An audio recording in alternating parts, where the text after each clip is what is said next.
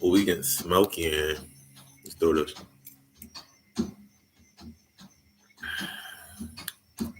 Hit the enter button real quick. Oh shit, over here.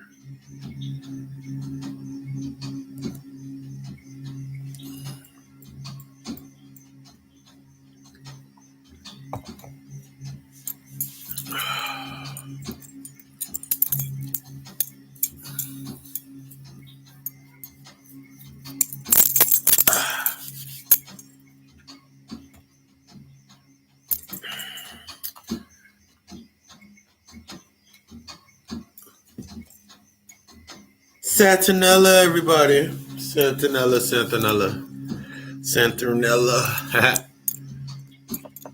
To the winter solstice.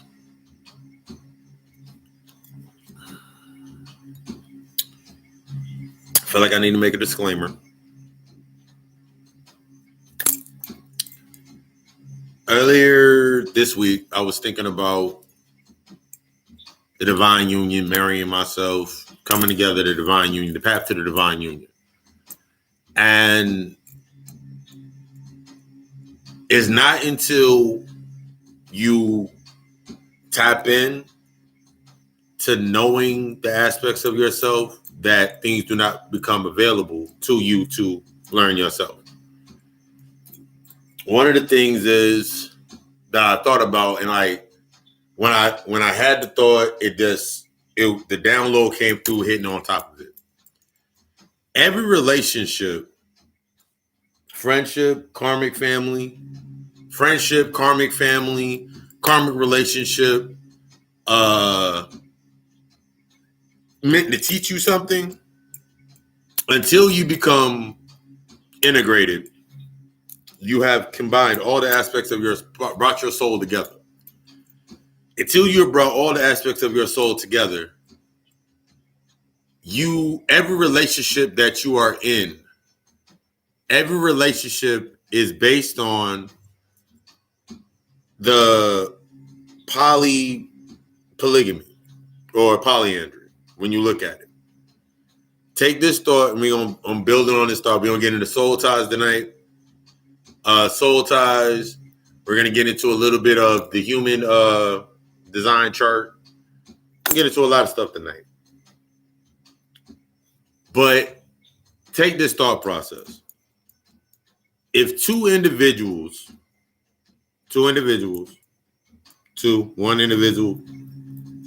these are two individuals, this is four, masculine, feminine. Love is not based on emotion. That's the byproduct or an afterthought. And it's not based on the physical aspects. These are aspects of it, but it's not centered around those. Love is based on DNA and the science.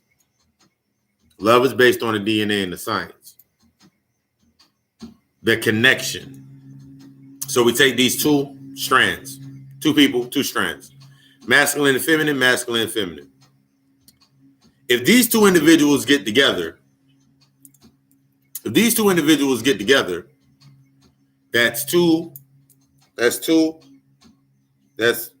four individuals getting together. This would be a polygamous relationship. Most of your relationships, based on not being in the divine union with yourself, that means you have not married yourself. You have not brought yourself into that divine unification of your masculine and your feminine. That means you have not taken the aspects of healing yourself to become the divine union or that twin flame, which is yourself, intertwining with the aspects of your soul. So by that definition, to help us, remember, we stepping out. Remember, in order to take in information and allow yourself to expand, you have to take yourself out of the emotional aspect or the physical aspects to take in the information. I've said this before. If you have not tuned in to my sex lecture, the SEX, the Sex to Higher Understanding lecture, after this one, you can go back and look at that one. It's going to bring more stuff together. Technically, By that design, it would be a it would be a polyandry or polygamous relationship. Just off top, just think about that. It'd be a polygamous relationship. If you are an individual that has healed yourself and you have feel unified with yourself, you've done the work, and you get with somebody that hasn't healed themselves and they haven't done the work, they're still split brain, they're still split, their soul is still split. Technically, you would be if a god or a king got into a relationship of that nature, Shorty would be, and she was still split, he's in a polygamous relationship. Same thing for the queen that's healed and brought herself into unity. Polygamous polyandry.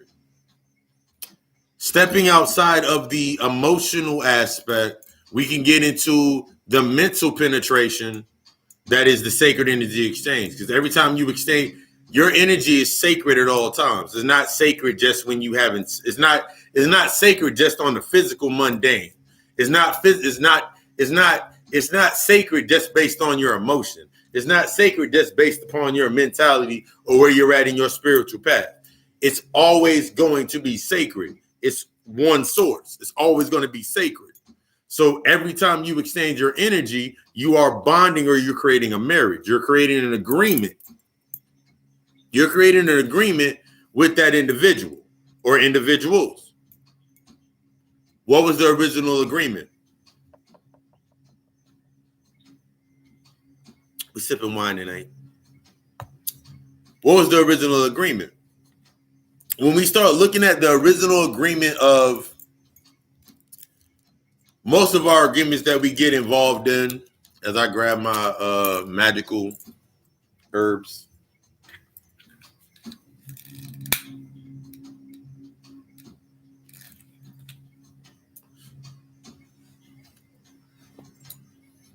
As we look at the original agreement of how we bond to other individuals based upon either want or need or a longing for something or something that's based upon attachment, we notice that, okay, cool, everything must remain in a certain aspect of balance. Everything has to remain in a certain aspect of balance. So that means if I escape from bad relationship to bad relationship, I'm not understanding or taking accountability for the bad relationships that I'm in, and I keep jumping into these relationships and selling the aspects of the bad relationship, the bad friendship, bad relationship. Every chick I done fuck with that cheated on me, and I'm crying like this to every chick. And every chick that come to me say the same thing back to me. We have created an agreement based on that bond of allowing that to mentally penetrate within us, to have our mindsets based in that space, to have our mindset within that space, to have our emotion style within that space. Now, in order for that agreement to stand and hold, that means that mindset, those things that were brought to the table in that original agreement now have to be contested or they have to be amended. You have to set the tone for the new, as you set the new tone. For most of us, we go into relationships, we go into friendships, relationships. Your whole karmic family is an entire aspect of agendas for you to learn from. Your whole family in that space, your karmic family, they are addressing the debts. Their agenda is to address the debts that you've had over multiple cycles of your life. The multiple life cycles that you have came down here over and over and over again. You have friends that you bonded based upon trauma. Their role in the only agenda, their role is to show you aspects over lifetimes and cycles that you've been coming down here. That's their role. That's what they're supposed to do. Now that the veil has been lifted, we went from this density of 7 or creation to that density of 12. You're noticing that the shadows are more, they're there. What you need to see is really there. You're noticing that a lot of the friendships that you have, the relationships that you carried and held so have held so dear to, every time that you go back into that space, something always happens that is terrible. But why? Why? Even if you see it, why do you still feel the need to go back to that space? Because you still have a need. Because you still have a need for that space.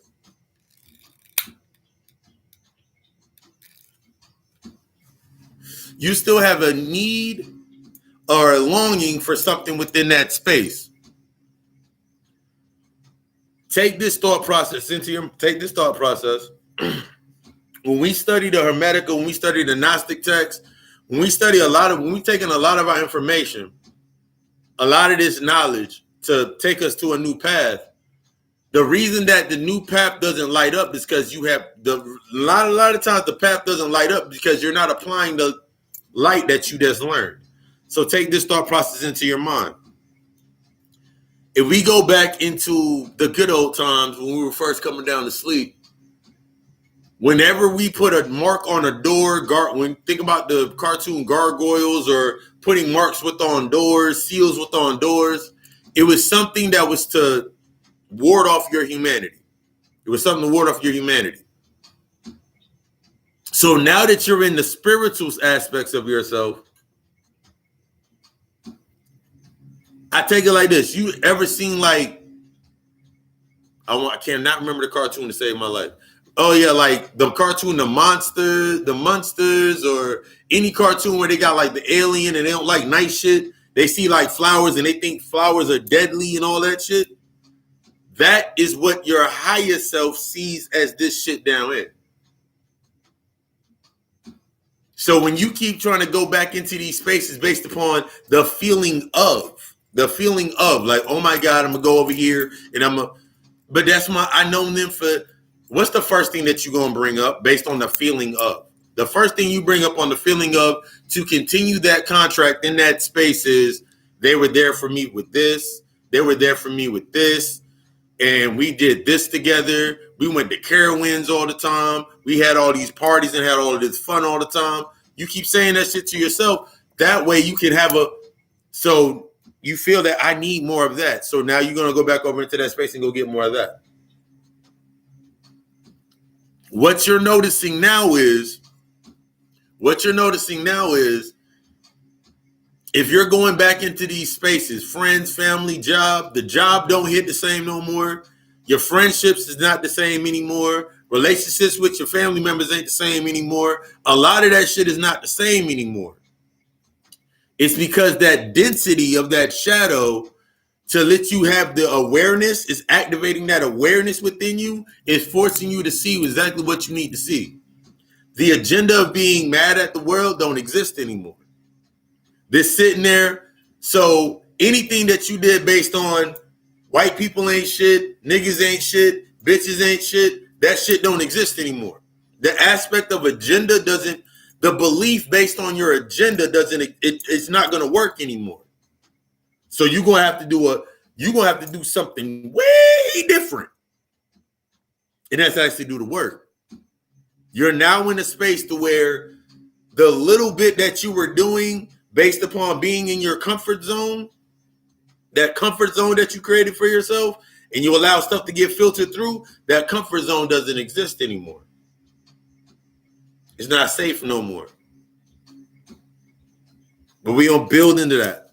Going into this aspect of every relationship that you are in, every relationship that you deal with, until you have fully integrated yourself into the divine, taking yourself down that path of the divine union to you, is going to be a polygamous relationship or a polyandry. Period. But you have to understand the science. See, this becomes one of those aspects where I was talking about cognitive biases. We talked about cognitive bias last week. where the cognitive bias is going to stop you from getting the information from the science. The I can never do that, and who cares? It's not about if you're not going to do it, because you're already doing it. You've been doing it unconsciously your entire time here. You do it unconsciously every time that you fuck or you work with any energy that you work with. Because the polygamy is not based on the physical aspect of the mundane level of like sex and shit on that lower level. It's based on the higher level of interfacing with the energy based on the geomantra. When you want to look at, let's take the Metatron, take Metatron's cube, for example. That's multiple energies brought together into that space to bring that into existence. That's the aspect. That's where the polygamy came from, in the aspect of combining the energies. Think about it like this. If I sat in the space and I'm free of urges, I'm free of needs, I'm free of wants. If I have an urge, I can automatically synthesize that urge into the highest aspect of my mental, and I can build with it.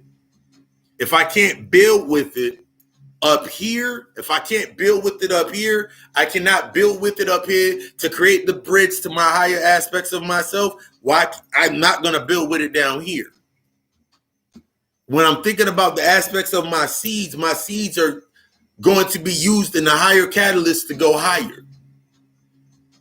Certain aspects that you stop thinking about the physical mundane of trying to keep things down here going and going and going.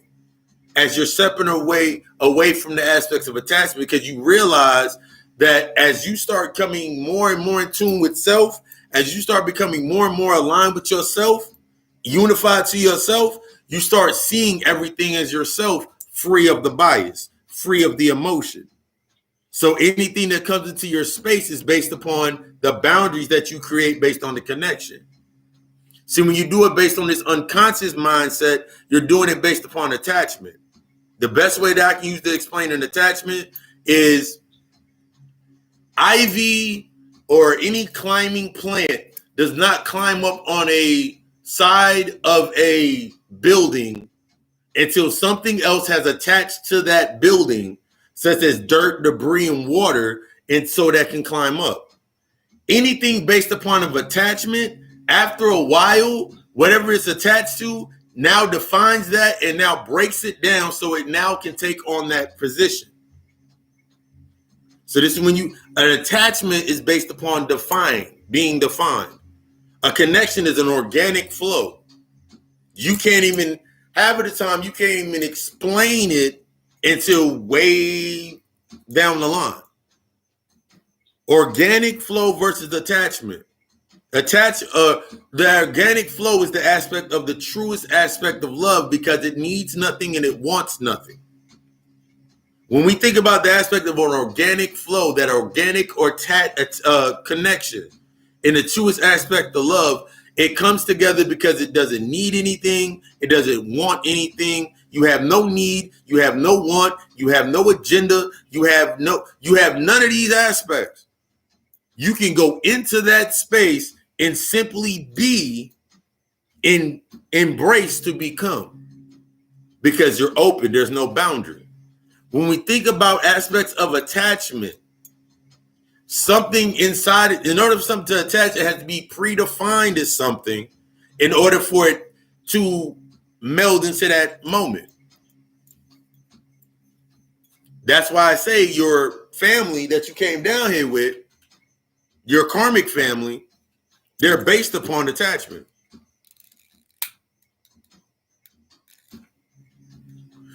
That's why when you start getting the information and you start cycling the information, you start applying it to your life, the attachment breaks off. Don't fight it. Let it happen. Don't fight it. Let it happen. Let the detachment process happen. You're going to notice some things. The agreement that you originally had with that individual, that space, it ain't going to hold up anymore. Because now you're in a space to where you're like, well, I remember I needed that when I was going to parties. I'm going to school. I was doing this. I was doing whatever you were doing. You're not doing it anymore. Don't fight that process, because you're going to find yourself coming back. And when the reincarnation process is now this is another thing that just came through. The reincarnation process is on a quantum, everything's on the quantum field, that quantum level. So that shit of you reincarnating, keep going back, keep going back, it's on a quantum level. So you're going to notice that if you're not doing the work and you're not doing what you're supposed to be doing in that space, if you're not doing what you're supposed to be doing within your space, you are going to notice. La la la la la. Everybody hit me with the. You're going to start noticing that in every given moment that it's not going to work. You're going to be like, man, I don't like this shit no more. Why this shit ain't doing what it's supposed to do? Why they ain't doing what I want them to do? Da da da. The attachment isn't working anymore. You were basing everything based on attachment. Anything on that lower frequency needs an attachment, or it needs an outside conduit in order for it to bond to it.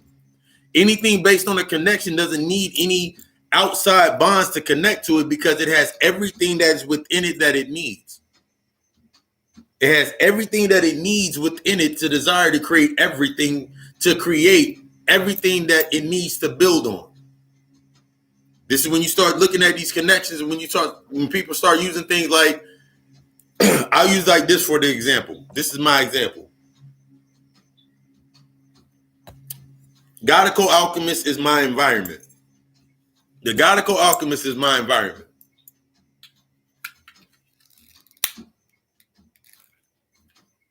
The Godical alchemist is my environment. From the no self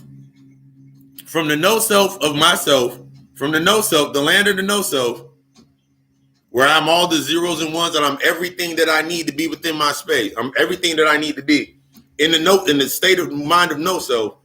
The Godical Alchemist LLC is my environment. In my environment, I created Papa Lucifer. Papa Lucifer Somni, that is full aspect in the physical sense. That's that. In that space, now I created 3 wives. 4, actually. I created 4 wives. Hola. In this space, I've created 4 wives. God Hour Podcast, one of my wives. I'm not doing them in any particular order. One of my wives. Godical Alchemist, Friday Night Lectures, that's another one of my wives. God Hour Podcast, that is another one of my wives.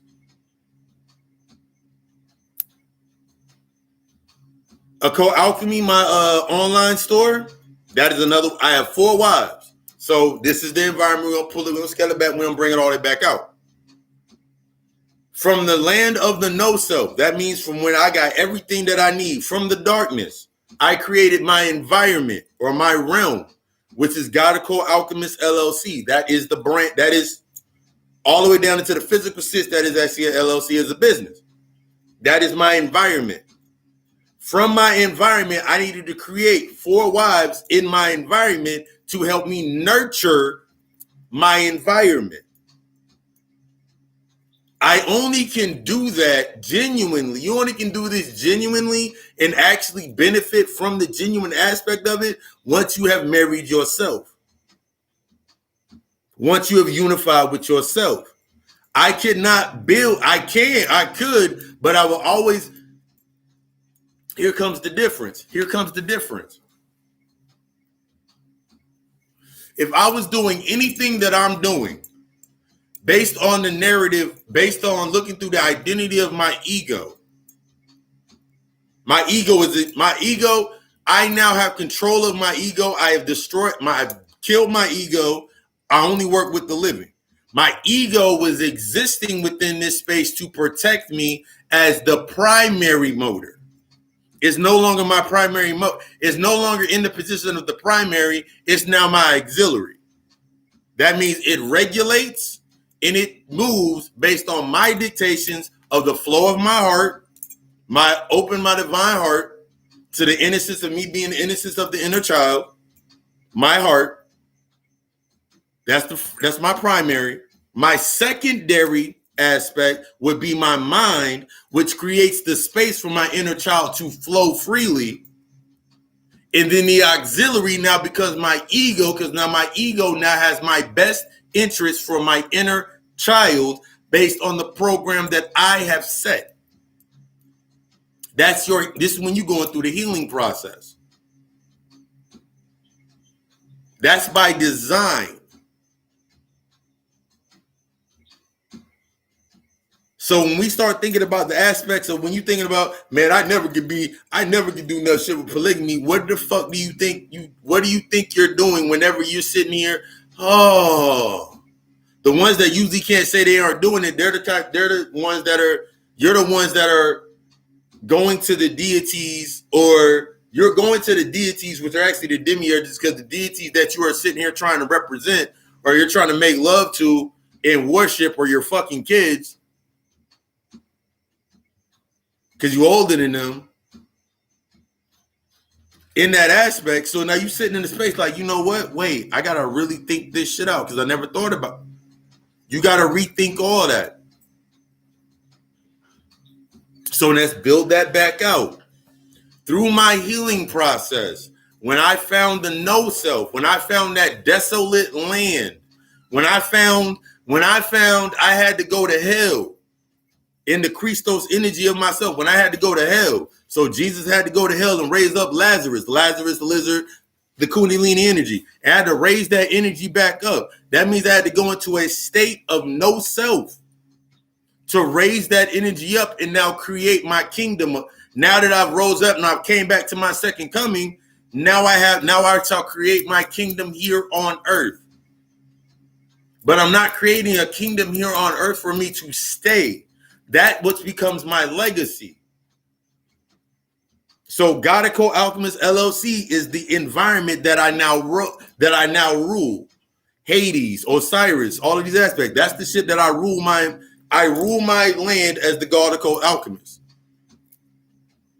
I created Papa Lucifer, or my Adam. I created a new Adam archetype to rule and name everything within that land.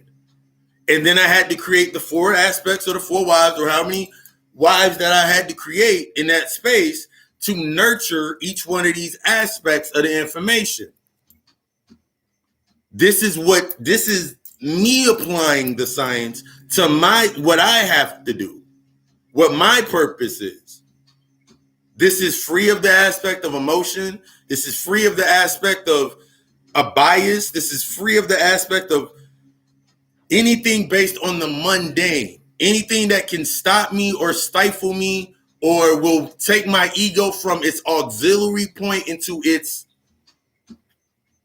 to that primary point. I don't need my ego in the primary. My ego is now in the auxiliary. It is the one based on my flow, based on how I'm weaving this shit together. It regulates and allows the filtering of this information into my space now. It's not doing it based on, nah, you shouldn't listen to that, and now you shouldn't listen to that. Nah, fuck the white man, don't listen. Yesterday, I'm sitting here watching YouTube videos of these nice old white ladies talking about the human design chart.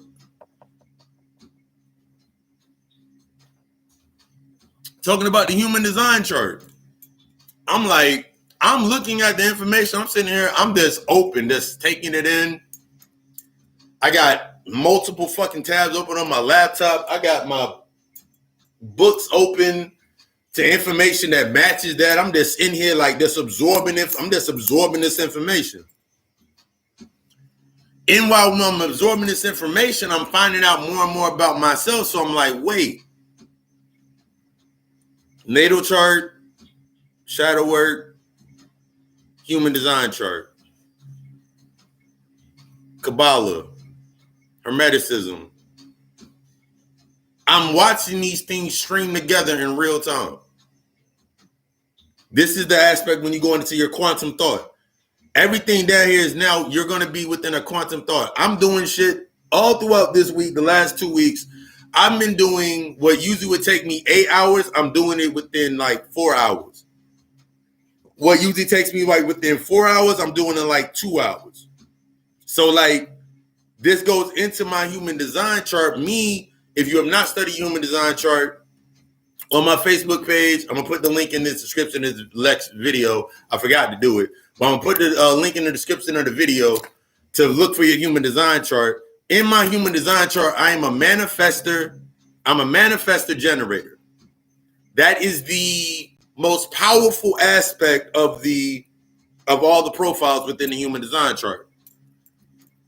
I have the ability, which it just start making more sense to then like once you start getting the information is how you apply it. That means when you get the information, you go take it back into that dark space, back into your memories, back into your mind, so you can start synthesizing. Remember when we were talking about the DNA sequencing of your memories, and you start unlocking those old sequences. So the more information that you take in, it should be helping you unsequence and unlock events. What most people do when they're taking information, they're doing it based on an agenda to debunk or say this is why this is why that, because you already have a predetermined agenda in your mind. You already set up a predetermined agenda in your head. So now you got to live. You're going to living by what the fuck you said. The words that you said. Fuck the words. Fuck the actions. All we looking at is patterns. Because I can't say anything based on words because I can break down words and okay, I can get the etymology of them. Cool. I can break down actions and then I can break it down to a behavioral synthesis. But when I'm looking at patterns, the patterns are the builds of both of these aspects put together anyway. So I don't have to look for the words. I don't have to look for the actions. I can just look at the patterns and break these down anyway.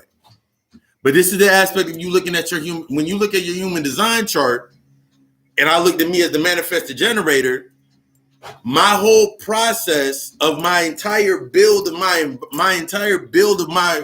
world that I now structure in is always based upon I can go from here to here, then go back through steps. I can go from step A, might step on step B a little bit, but then I'll hop way over to J, and then I'll come back to E, or I'll come back to another space. I don't need these other points right here, because my moves are now in the aspect of me being quantified in my rhythm. This is based on your gnosis. Sometimes when you get into the space because you're lacking information. So now you're basing everything that you're doing based on, I know this or I knew that. No. Like, I can't say, I don't think I've ever said it. And if I did, it's such a distant memory. And if I did, it's such a distant memory that I don't even think about it anymore. But I don't think I've ever said, I know how niggas think. That's why you can't do that. Or I know how brothers think, so you can't do that. I've never had it's never equated to me to even say that or think that thought process. Because in the reality of it, I don't know how others think. I only know how I think. So now that if I know how I think and not know how I feel, open up my heart to the open aspect of that. So if I don't know how to think, if I'm only going off thought, that means my thoughts become my words. I speak and I manifest everything to support the way that I think, to feel and keep me in the aspect of balance. So if I'm thinking how I'm moving in my life is positive and it's getting me something, because it can be negative, but it's serving me. Remember, we're going that your new moral compass. It's serving me. And I'm only going based off of thought. That means every time that I go into a position, I must now create a balance within that space to make it fit my disposition. So if I'm going into spaces and I haven't emotionally healed, I don't have my emotional maturity is not in check. That means in every position that I'm going in, I'm searching for others that are they're either emotionally unavailable or they're emotionally immature. That means I will never allow them to become emotionally mature, to raise their frequency, because if they raise it, then I can't attach to that. I can't attach to it. I can't make a contract with them. I can't give them a janky ass contract, say, yo, we can do this, this, and this, or this can happen. I can't do that with them. This is where a lot of us are at right now in the mindset where you're in spaces where something can actually be challenging you to take yourself to the next level, but what is stopping you from going there? This is when you're no longer, all the external aspects that you're going to look at to keep your reason for thinking the way you're thinking, moving the way you're moving, based on thought, based on living in that space, the agenda. You've been creating the agendas the entire time. Surprise. So anybody think like the white people got an agenda to kill us with vaccines and all this shit? You have an agenda that you are still hiding from yourself. You have an agenda that you still only hiding from yourself. That's why you need that agenda to be that's why you need that agenda to be substantial. That doesn't mean it's not going to challenge the aspects of your self-awareness. I'm aware of what the fuck's going on. It just does not apply to me. Because if I allow that thought process into my mindset, then that means I have to create through my thoughts. And I got to string through thoughts and memories and bring up old memories. I got to bring up the program within me for that to exist. I got to bring up the program. I got friends, family members. I got friends that I haven't talked to in years.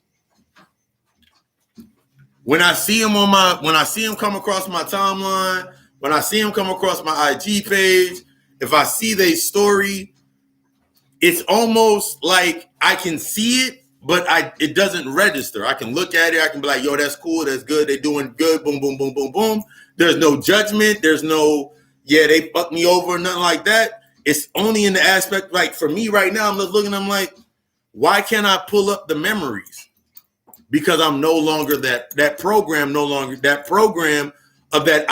program, which is not, when I was talking about the OB or the obsolete being, no longer exists within me for them to come into the space. So now I'm sitting there with them, I'm like, it's like when you go somewhere and someone yells your name from across the damn hallway or across the damn store, and you looking at everybody with you like, do we know this person? I don't know them. Wait for them to say your name. Wait for them to say their name. And then they say their name and you still don't remember them. That's what's going on in your space now.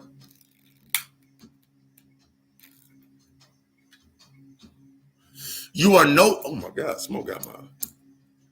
You are no longer going to be able to sustain those agendas because those shadows have become more dense for you to become more self-aware of yourself. That shadow that you used to keep behind you, Satan, get behind me, you ain't mastered the aspect of letting the dark become behind you so you can step forward in your new light. So you still so the things that you're supposed to be tapping into, you can't tap into because every time you try to tap into it, a conduit or a reflection or a conduit that is holding your shadow in place in that space is holding you right there. So you're like, oh shit, wait, time out. Why can't I go there? Why can't I go to the beach? Why can't I go to the pretty? You got to do the work to get to there. There is no more of this. There is no more of this. What you know, like what I noticed, like the other day, someone said something about Cardi B, Santeria, the Santeria shit, tarot card reader. If you're noticing the things that you have first brought down in order for you to understand aspects of yourself is becoming more mainstream on purpose because that's what you've always done. That's what you brought stuff down in. You made the shit hot and then you let it go. That's why FUBU's in Walmart right now.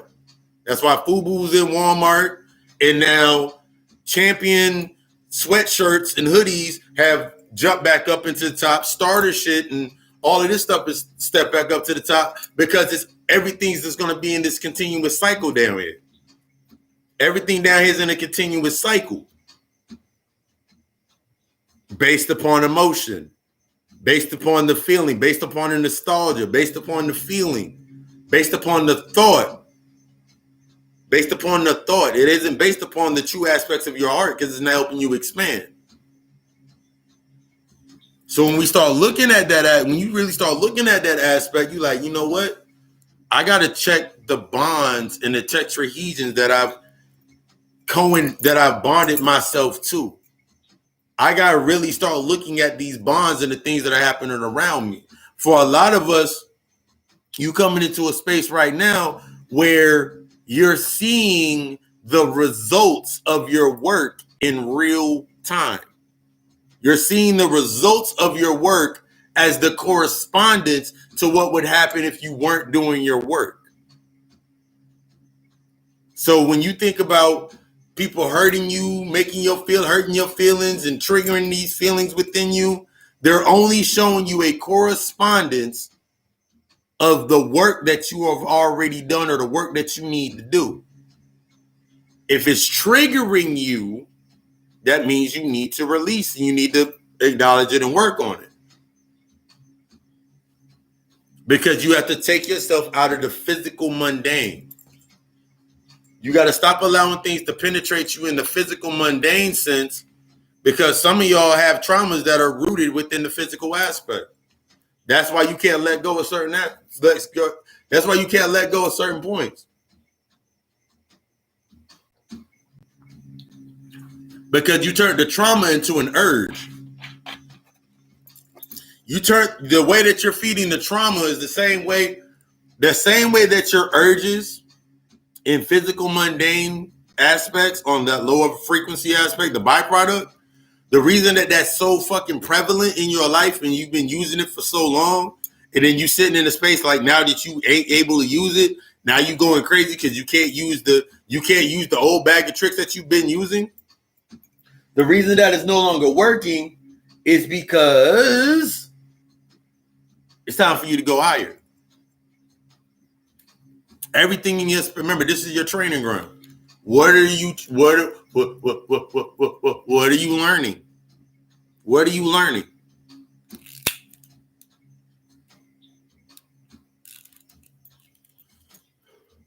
You're tired of the ungratefulness in your life. Did you start your day off saying that you were grateful and define what you were grateful for? Because this is what's happening. Sitting in your space, for example, sitting in my space, when I wake up in my rise, roll out of bed, I literally Mission Impossible, like I'm jumping out of a car, jump out of bed, roll, fall into my meditative stance, sit there and I meditate. The first things that I say to myself that I'm thankful for the day. I'm thankful and open for everything that comes into my day. Mantra that I use and I build. My mantra that I build upon. I build upon my mantra. I'm thankful for the day. I'm programming my mind before I even open my eyes to come fully back to this space. I'm still halfway there, halfway here. Before the projection of the body, before I fill this body with light, I'm programming the body before it's fully filled. I'm programming the body before it's fully filled with my light of the program I needed to do for the week, the day, the month, the hour, how long, wherever I'm going to use it for that day. I'm programming my body for the day. Within that, setting up those parameters from the world of the no self, where I'm coming from, I ain't here no more. I'm in the no self. This comes through the realm. This all fills into the realm of the Godico alchemist. So the Godico alchemist is my positive sense of my environment. So now everything that can be negative that comes to the positive charge of myself or the positive or the negative connections to me based upon the masculine, which is going to be the knowledge, based upon the feminine, which is going to be the wisdom and the guidance. Now, everything that comes into my space that is going to be connected to me throughout the day, it has to follow by these boundaries. My boundaries is clear, but written all on my boundaries is all of the laws and the ways that you got to. This is how this world works. In order for you to connect, you have to connect to one of these streams. I've created the streams and defined streams that come from me based upon the content that I put out. Oh yeah, I have 5 because I got meditating, elevating when I get back from the gym. So I got 5 aspects of content that are all based upon, that are all replicated upon the program of me being in a healed state. Me being the teacher, me being the shaman, me being the healer, me being all of the higher archetypes of myself. That they're all layered and all programmed within each one of these spaces. They're not based upon what would be the physical mentality of I gotta be trending and I gotta do this. I don't have to think about that. 2 days ago, I got an email from Spotify. 2 days ago, I got an email from, I want to say Spotify. Yeah, Spotify or Anchor, or my Anchor hosting site. And they said my shit's being played in like 19 fucking countries. I'm number 14 on the spiritual podcast, on the spiritual lineup in the Philippines. That's some bomb ass shit. Like, I'm number 14 on the list of the spiritual listenership in the Philippines. That's pretty fucking cool. Because that gives me my lineage, because my lineage is within the Philippines, is in that area of the world anyway. So my information is going into the lineage of myself. I'm not looking at it based on, damn, I need to become number 1. I'm exactly where I need to be at. So I can learn from that aspect, like, damn, that's where my lineage is at. I'm like number 45 in Sweden. Ooh. I'm not... When you're taking in this new information, you're not taking it in based on to pad ego or keep yourself like, yo, I'm looking at it like, what does that mean? What's in that area of the world? There's something up there that I need to, there's something up there, because that's the reason that came through my pipeline. I'm open to the aspects of all the information that comes into my space that I can learn from it. There's something that can be learned from it. Something that I can be taught, something that can teach me from it. And in refraction, whenever I come out like this is what I'm speaking on, everything that just came in throughout the week, the month, the day, whatever it may be. Because I'm not bonded to I'm not attached to anything.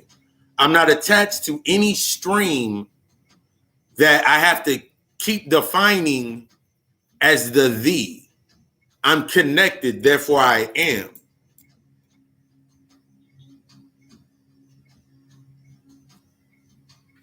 This changes the network. This changes the neural network in the way that you're going to synthesize everything in your life. That agenda, they got agendas, they hate us, they don't want to,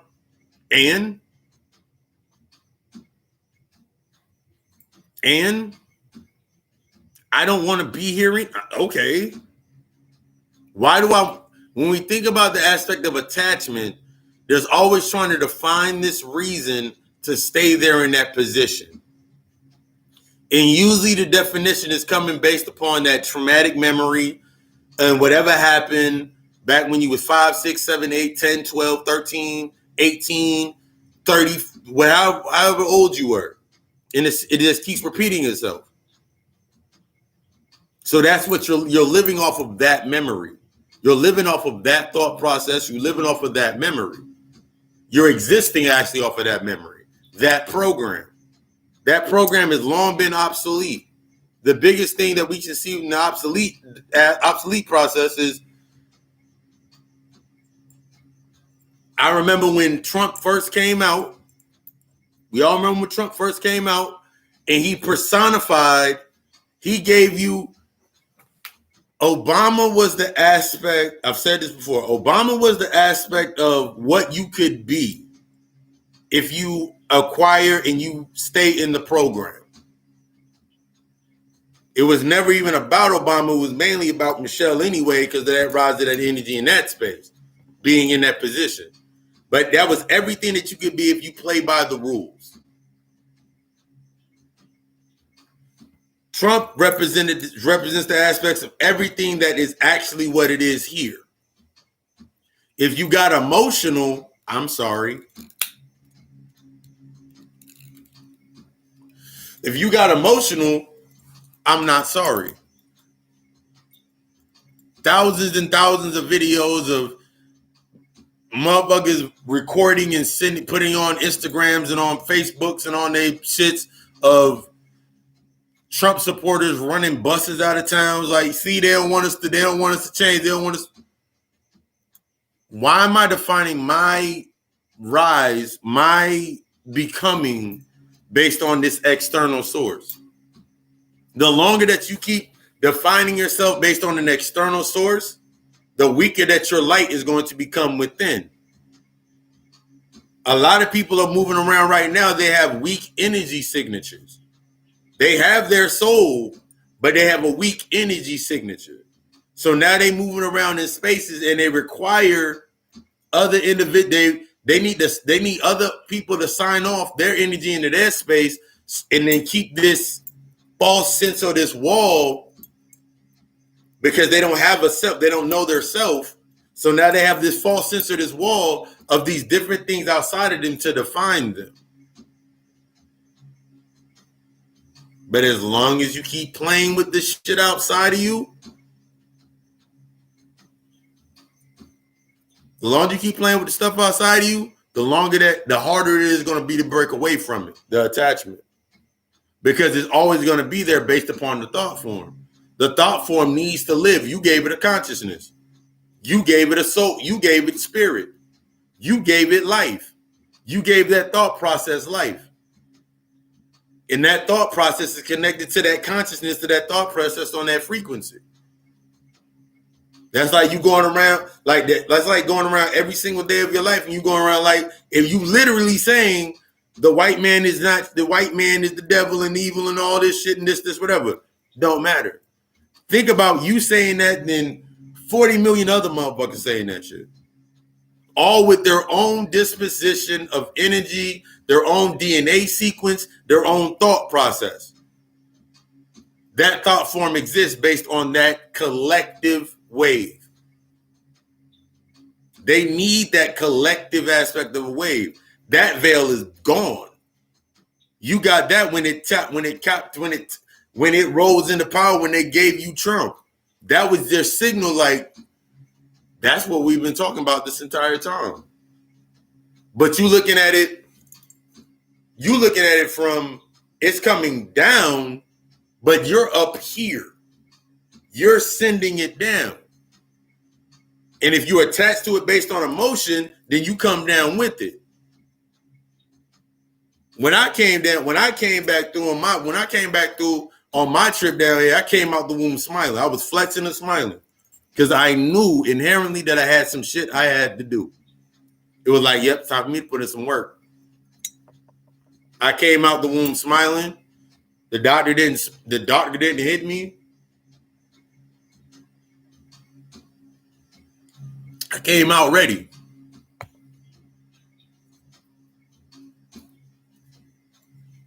But yeah, that was all part of the flawless design that I designed for myself to come down here. It's not based upon the emotional aspect. It's based upon the science.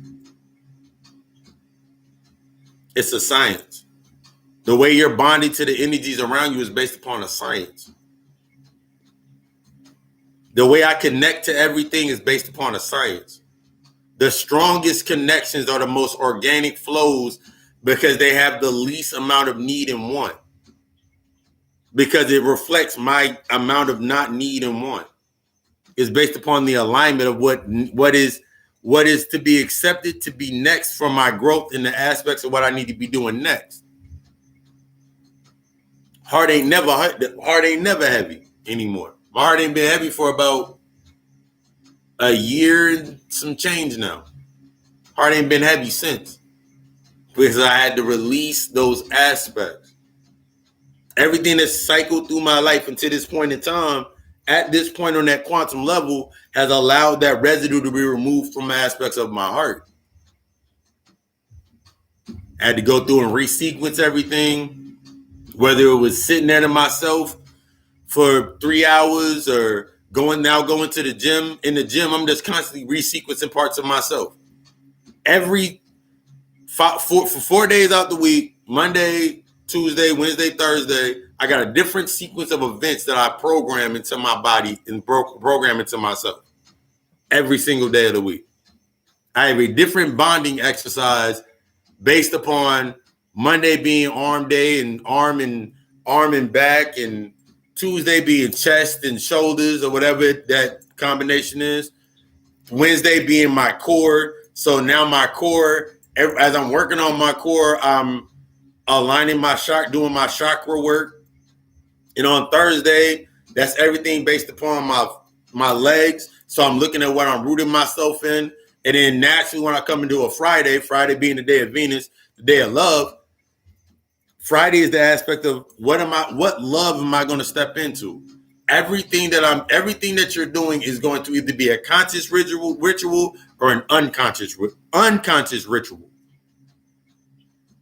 Everything that you're doing is either going to be an unconscious ritual, which is a routine, or a conscious ritual, which means if you're doing it consciously, that means you're able to grow within it. If you're doing it unconsciously, you have no direction of where you're going. You just floating around to whatever fits. Whatever lights up first, that's what you run to.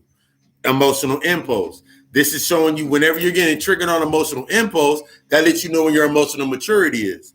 That means if you sitting there looking at something, the first time you read something and you want to respond, your impulse is to respond in a certain way or in a certain category of a certain way. That means it's checking your emotional maturity level.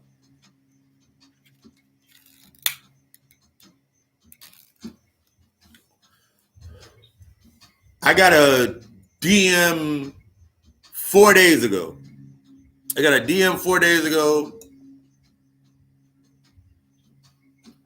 The young queen, she asked me a question about, the first thing that she stated within the question was, I'm not into all the spiritual, I don't know all the spiritual definitions, but I'm not really even close to this person, but they said they were going to go in a portal and never come back. And I was like,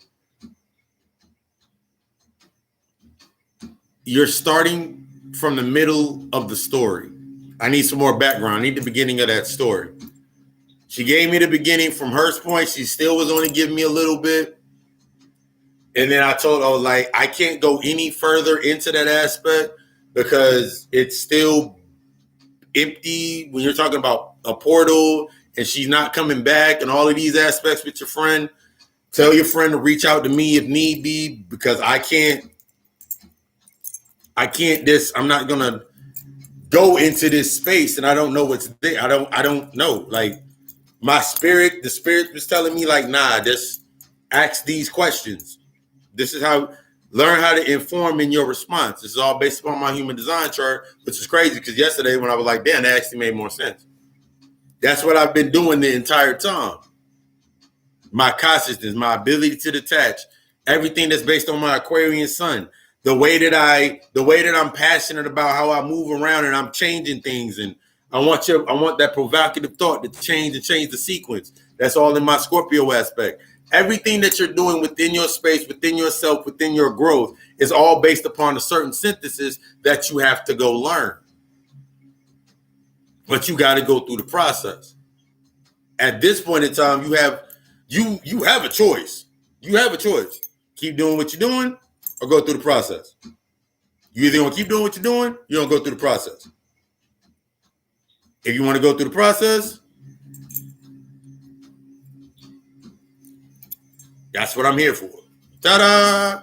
You don't want to go through the process? That's not something that's I'm not gonna sit here and be like, my whole synthesis is to become the example, to inspire, and to help the ones that are ready to heal. They're ready to go through the process. Anybody else, that's not what I'm here for. I'm not here for the masses I'm not here for the masses. I'm based on the esoteric and the occult science. That means the hidden culture of the few. The hidden culture of the few.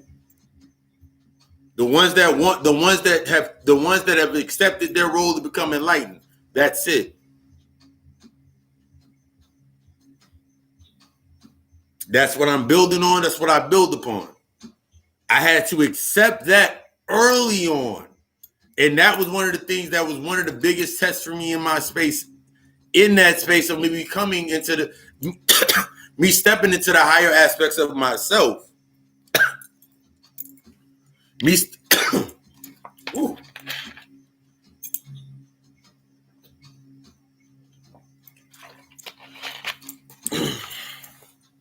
stepping into the aspects of myself. So I'll use it as an example. In order for me to be the breath,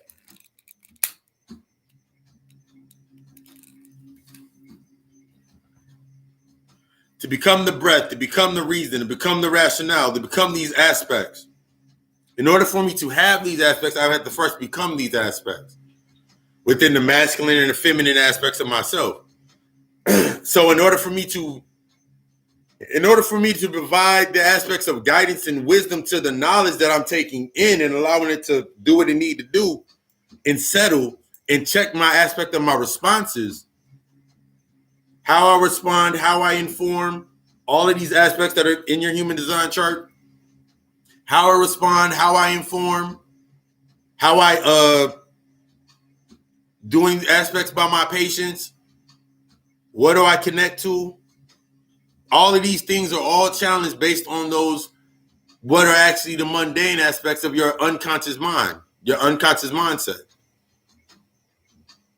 I took 20 days off from food, water, smoothies 4 days a week, and water for the rest of the week. I made food today and ate one plate, and I haven't went back since. I'll eat food probably around the same time tomorrow. Like my entire synthesis is now different. I went from the thought process. I've never had 8 hours of sleep in actuality ever. But I'm at like 4 hours of sleep, strong, easy. I wake up every day at 4, even when I'm not going to the gym. This is the process of you coming into the sequence of when you're setting into your mind. Are you doing it based on impulse? That means it's a reaction. Or are you setting it based upon are you setting that new cadence in your mind, which is going to be based upon response? This is how you become more in tune with the spaces. So I don't have to think about, oh shit, 4 o'clock's the witching hour. I got to get up at the witching hour. My body naturally gets up at 4. You're turning off the old aspects of yourself, or the DNA that was predeceived as the junk DNA is now coming online within you. When you came down here, all that shit switched. This is when you go into the aspect when you think about like whenever booty bandits going in prison and booty bandits and that whole aspect, when they're going in there and their shit getting switched back around. So when you look, this is something let's look at that bill real quick.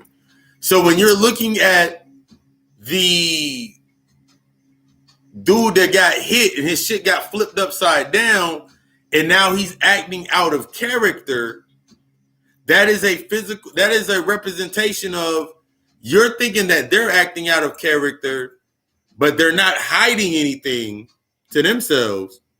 What are you hiding? What are you hiding? Because the only way that can trigger you is because you're hiding something from yourself. Remember, you're hiding something from yourself.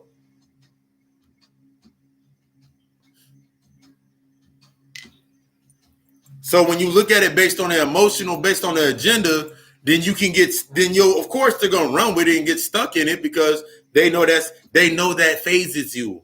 They know that gets to you. Man, there's a homosexual agenda. They're trying to emasculate our boys. I remember back in the day, back in good old 1984, to 84 to about 87.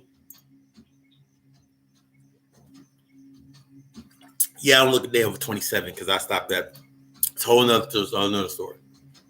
I remember there was no such thing as that little parental guidance block up in the top of the damn screen.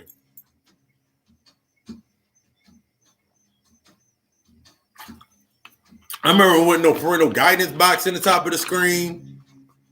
I remember them some of the most wildest years of my damn life. I remember them the wildest years of my damn life. You were able to be more in tune to becoming a young God at that point in time. That's why you can just watch the synonymous aspect of this stuff breaking apart.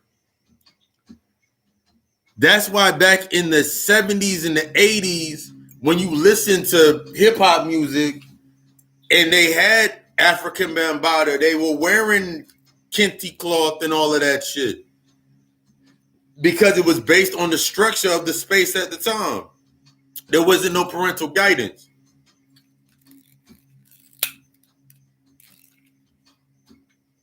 Because it was freshly created. They created that space for that. Those were guys doing their work in that space.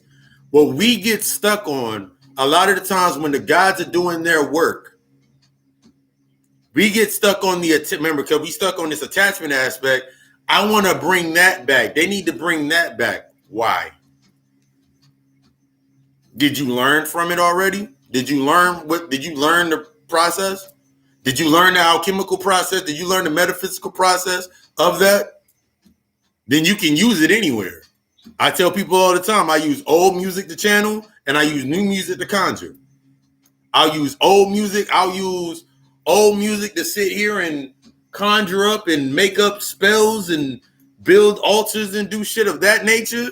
And I'll use the new music when I'm doing the other stuff.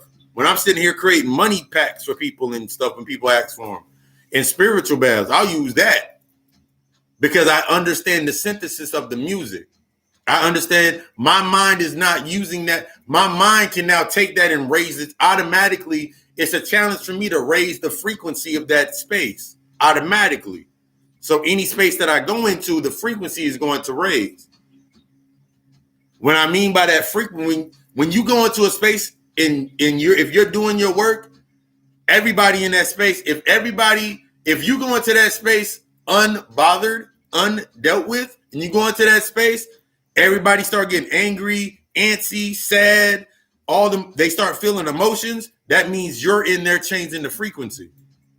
And if it's not you, look for the individual in that space that's changing the frequency when they walk in. You need to start hanging around them. You need to start being around them more. You need to start learning from them because that is your teacher. The teacher is not going to come into that space. That I'm not going to come into a space wearing kente cloth and none of that's just not me. I got an entire line of fucking oh Christmas tree. So I'm gonna come in like this. I'm gonna come in there looking like I'm gonna come in looking like this.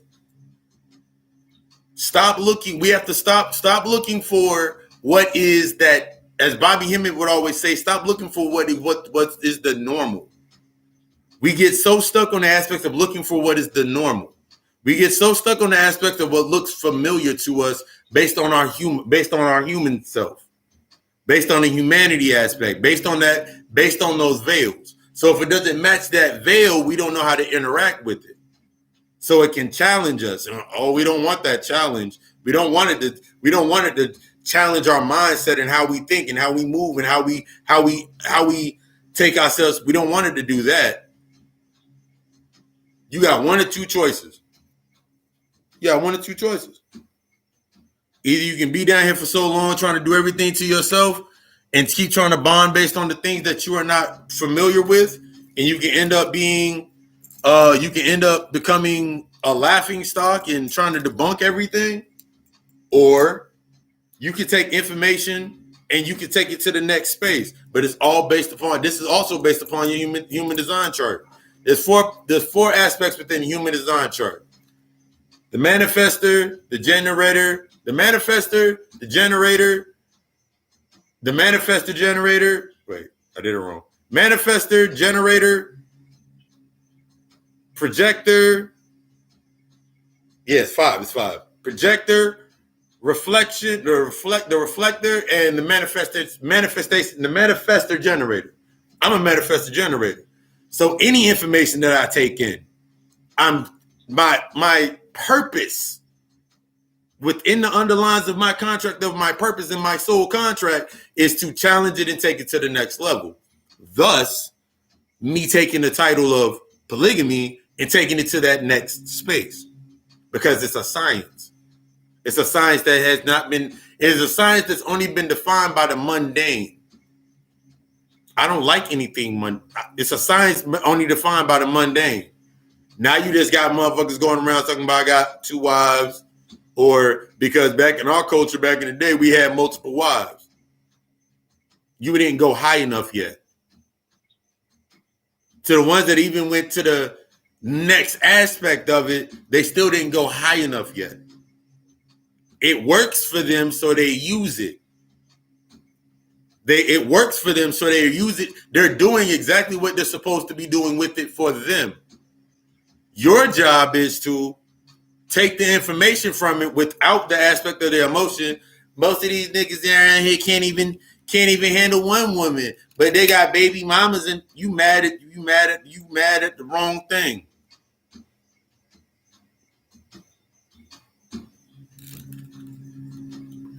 You mad at the wrong thing. What you need to be looking at is, how can I take aspects of this? How can I take aspects from this and use it in my own space? Gotta Co-Alchemist is the garden. Podcast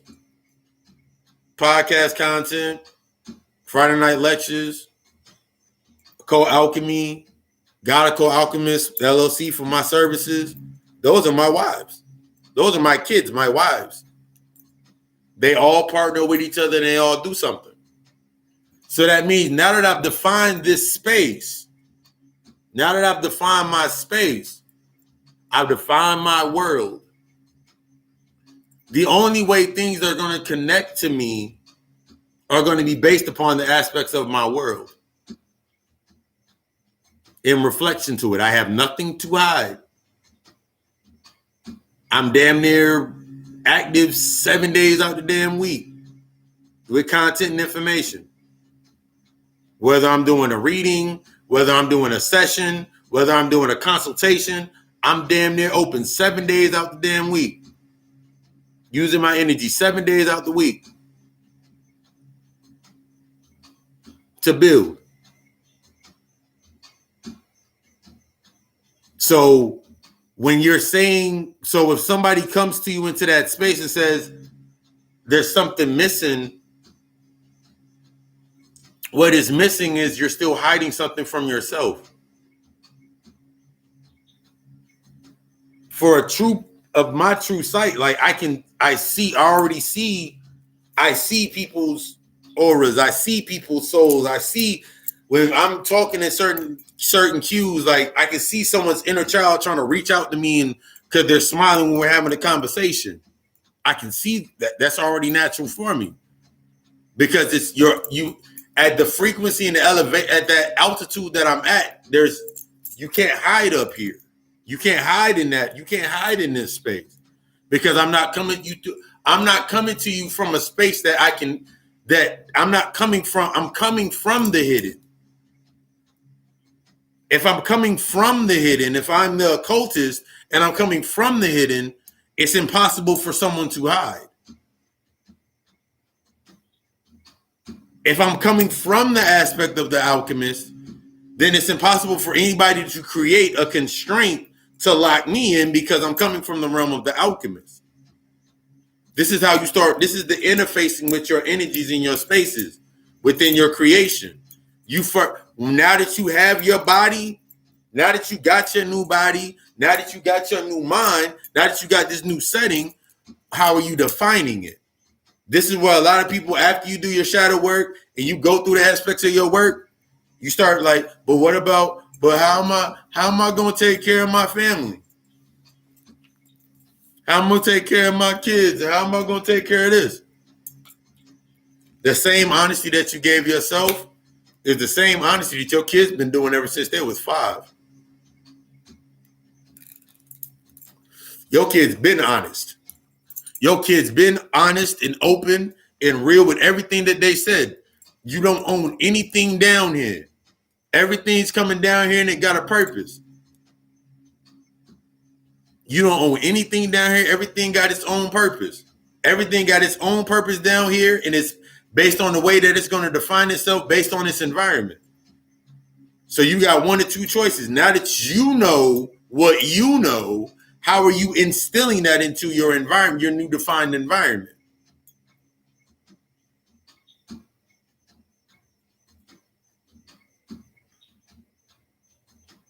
That's your key. Now, how are you defining your environment? How many husbands do you have? How many wives do you have? How have you defined your space, or the conduits that are within your space? Because here's a little funny thing. Here's something funny.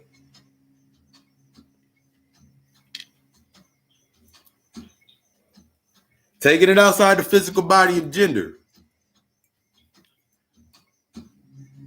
Even if you are a queen, goddess, empress, somewhere in your life, even if you got homegirls, to some of your homegirls, you activate their feminine aspect because they activate your masculine aspect. So the bond between you and them, you become the masculine aspect or the husband and they're the wife. Because that's how you're going through your cycle. Because at a point in time, they played that role back in the day, back in your another life cycle. But until you even realize that, or you can accept that, ain't gay, they ain't got nothing to do with, you're androgynous. They ain't got nothing to do with nothing. It's about what you really are seeing when you're inside of that space. Some of y'all have had them conversations where, especially with homegirl, like I've seen it mainly with chicks, they'll be like, oh, that's wifey right there. And you think in your mind, you can look at it up like, oh, that's interesting. But then there was always at a point in time where like some nigga walk by and be like, oh, y'all together? And I just look at him like,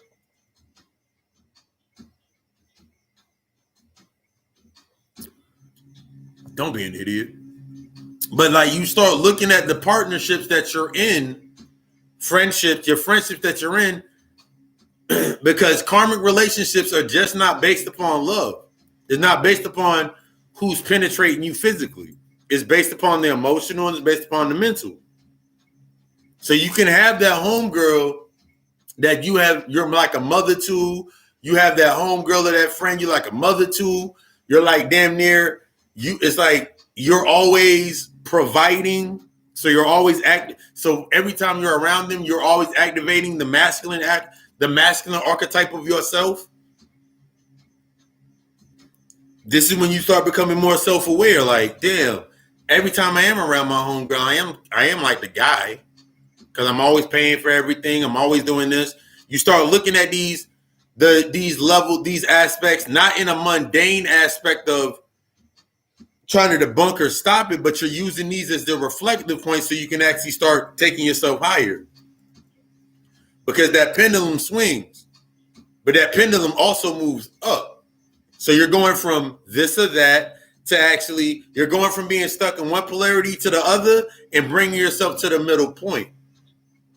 So you're now using your pendulum. So your pendulum, instead of it swinging this way or swinging this way, getting some energy, it's swinging this way. It's swinging both ways and it's allowing the energy to connect and allow it to rise into your spaces. This is you shifting, going through your aspects of your shadow. That I'm mad at the world and that it doesn't hold precedent anymore. I know women because of this. That doesn't hold anymore. I know niggas because of this. It isn't going to hold anymore. The white man is this. It doesn't hold anymore. It's not going to sustain in the newer, higher aspects of level for yourself. Because all that's going to do is keep you further away from integrating. It's going to keep you further away from allowing your soul to fully integrate. I don't know about you, but I love that my soul has been fully integrated.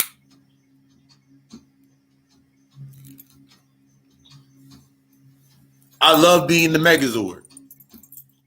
I love my Megazord, my Voltron, my Megazord, my Gundam Force. You can use any fucking shit that you want. My is off the fucking chain. Just the way I flow with whatever I'm doing and how I'm moving and everything is in the synonymous algorithm to where now that I can now see my boundaries, that I can be more self-aware, that shit's great. The ability just to sit back, keep my eyes closed, I can feel everything, but I'm in tune because this is for people that I'm an empath and I'm sensitive and da-da-da. You got to tune yourself up. Because you said you were an empath. Okay, cool. Here are the tests of an empath. I'm an airbender. Okay, here are the tests for an airbender. I'm a waterbender. Here are the tests for the waterbender. Whatever you got to call yourself, whatever you call yourself, here come the tests that go with it. It ain't gonna be based on no, I'm a god. All right. And you still get mad because you ain't getting tested on human shit.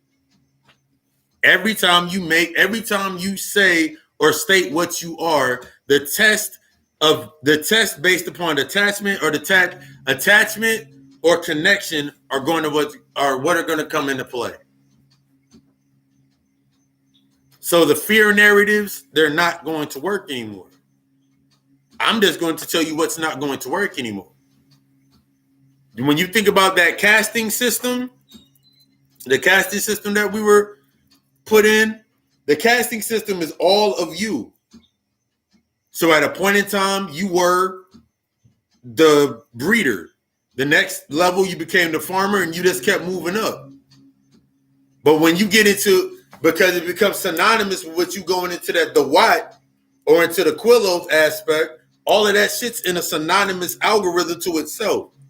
So that's all you raising your frequency into yourself. Like for me into the aspect now that I'm in the God realm of aspects of myself, I know that I'm a creator. So everything that I created this level, that means my mentality, my spiritual compasses, myself into the ether, I got to be higher I can't be on the God level and create from the God level.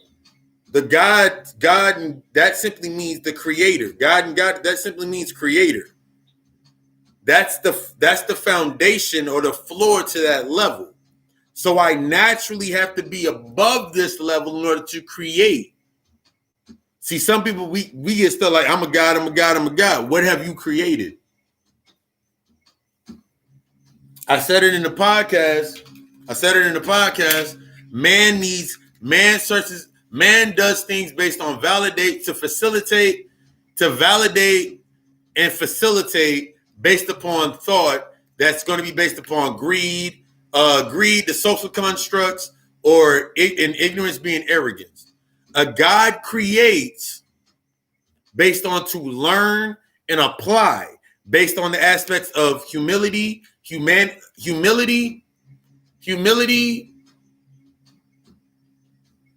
and self-awareness. I create based upon self-awareness. I don't need anybody to validate anything that I do.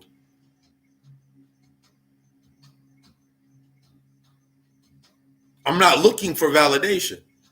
I'll take positive feedback all day because that's what God's. Yo, what you think about this over here? Yo, I made that. Yo, I made that. Yo, I made that. I made all those fish over there. Yo, man, I made this over here. That's what you're doing in the God level. You going back and forth having conversations based on that. It's not based on emotion.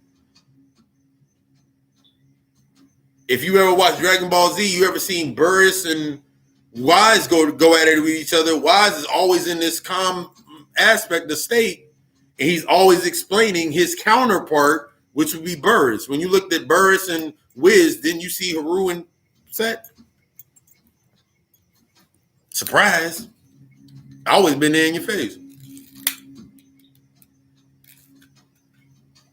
Another, on Netflix, they got this new anime, Netflix original. It's pretty good. It's pretty good to watch. Blood of Zeus is on Netflix. Blood of Zeus on Netflix. Pretty good show. What were we saying? When you're coming into this bonding aspect of yourself, that density, that new space, that new self is not going to be based upon the old way that you used to approach it. That's not going to work. Some people right now are like still in the mindset of still trying, and that's their position where they're at. What you're looking at now to become more self-aware is I'm looking at people talking about Christmas. I talk about Christmas, Saturnella, whatever the fuck it may be. However you celebrate it, you don't celebrate it, whatever it may be, don't really care. I'm watching people talk about it, and I'm like, yo, I remember being that way. I remember being at that point. So it's like a checkoff list. You've been doing your work. The stuff that you're seeing now is just like a checkoff list. You're like, I went through that. I understood it. Okay, cool. I can move on. That's self-awareness. That's your emotional maturity. How you're able to now respond instead of react to things. I barely react to anything. I'm always just responding to it I'm responding to it as I see fit within the space. My mindset is not going to be based upon reaction or the emotional impulse. That's you becoming self-aware. If something is to trigger you, you need to find out that inner work of why it's triggering you.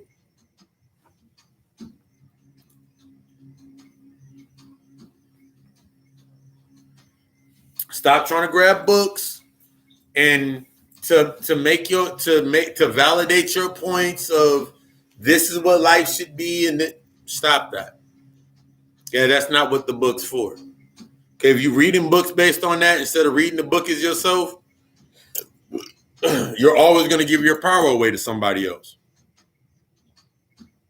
If you're reading books, taking in information based onto the aspect of trying to validate your entire synthesis of yourself, or you're looking at things and you're reacting based on emotional impulses, you're always going to be giving your power away to somebody else.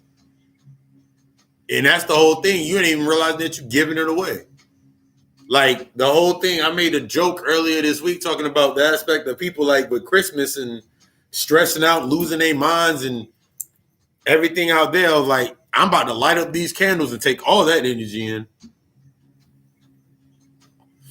Woke up, altar right in front of me has the Xmas X in the middle. The way that I got the candles configured is to absorb all of that energy that everybody's releasing and being happy.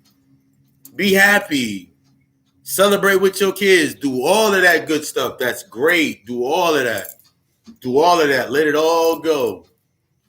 But it's not going to be going back up to create another cycle. That was the whole process of everybody. When you're hearing everybody talk about people are getting into spirituality and people are getting into this, and this, it's a great thing.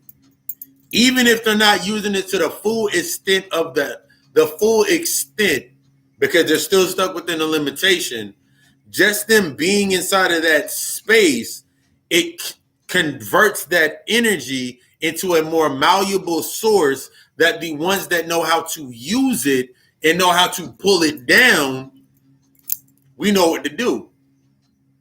So it's not about this win or lose. This is when you get out that mindset of that win or losing mentality. I'm not thinking about winning. I'm not thinking about losing. I'm thinking about what I'm losing is the ability to be dependent in a codependency to what is the obsolete being of myself. What I am now not thinking about winning, I'm thinking about the becoming of my absolute self. I'm only thinking about shifting from the obsolete beings to my absolute becoming. Every minute of every day, in that aspect of that, in a quantum sense, you're evolving every second of the day. You'll be able to feel it, sense it, the more work that you've done internally. It's all based on your internal work. Everything goes back to your shadow work. Every moment in your life, every second of your life is going to go back to your shadow work. There's a lot of things when people take into the aspects of we tend to shy away from because it still has the stigma or this mysticism to it that makes it seem dark and it's unappealing. That just means it ain't. That just means it's not for them. But to the aspect is like that means you're not ready for it. If you go up to a space and you feel that just because you walk up to a door and it's like, ooh, that shit's scary, ask yourself why you're not ready for it. I will guarantee you the reason that most people are not ready to indulge into the aspects of the higher aspects of themselves in a more internal sense of themselves, the reason that they're not ready for it is because they're still looking at it from a literal lens. So you'll see a skull on the door and be like, nigga, that means death. Every time I see a skull, 1 second. I gotta be in the toilet.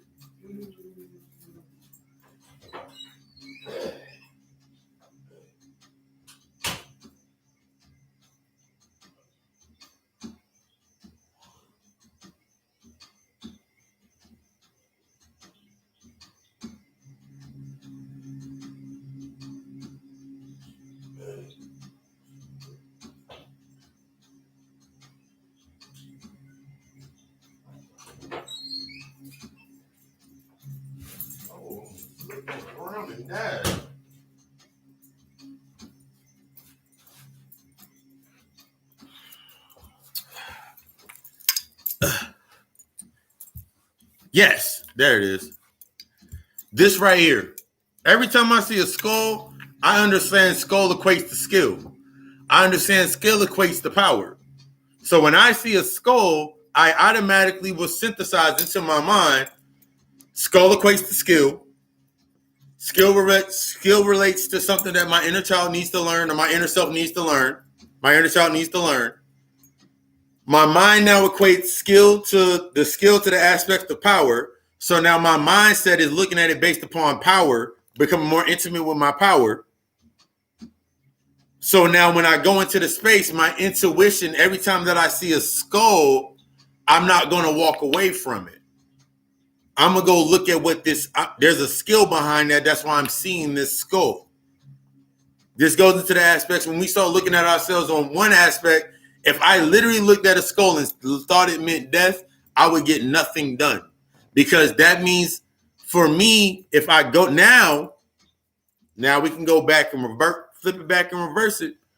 If I see a skull and I literally feel some type of way about this, instead of me walking away from it, I now have to challenge my humanity to take, nigga, go over there, go play over there. We got to do some stuff over here. What is this skull showing in me in the aspects of what am I scared of? What have I not defined in myself that has me scared about this? Skulls mean death. Skull don't mean death. That means skull means death, which yes, death means what? Death means the aspect to transition. Death, doth, doorway to the underworld, doorway to your knowing. So now in my mind, now that I've now created and resynthesized this definition, when I see this, it's like, oh shit, that's a doorknob. Turn, open. This is your aspect that you literally have to move out of the literal sense of thought. The literal sense of thought and rationale, which is being Because remember, on the other side of yourself, in that shadow aspect that is now more dense, everything within your shadow, within the negative, has created something based on logic and reason within your space. It has created the agendas. It has created this. It has created those agendas for yourself, for you to live within that space, to be comfortable. I'm comfortable within my space. I'm good within my space. I've done this for 16 years. I've done this for, that's nice. But in those 20 years, have you done anything more?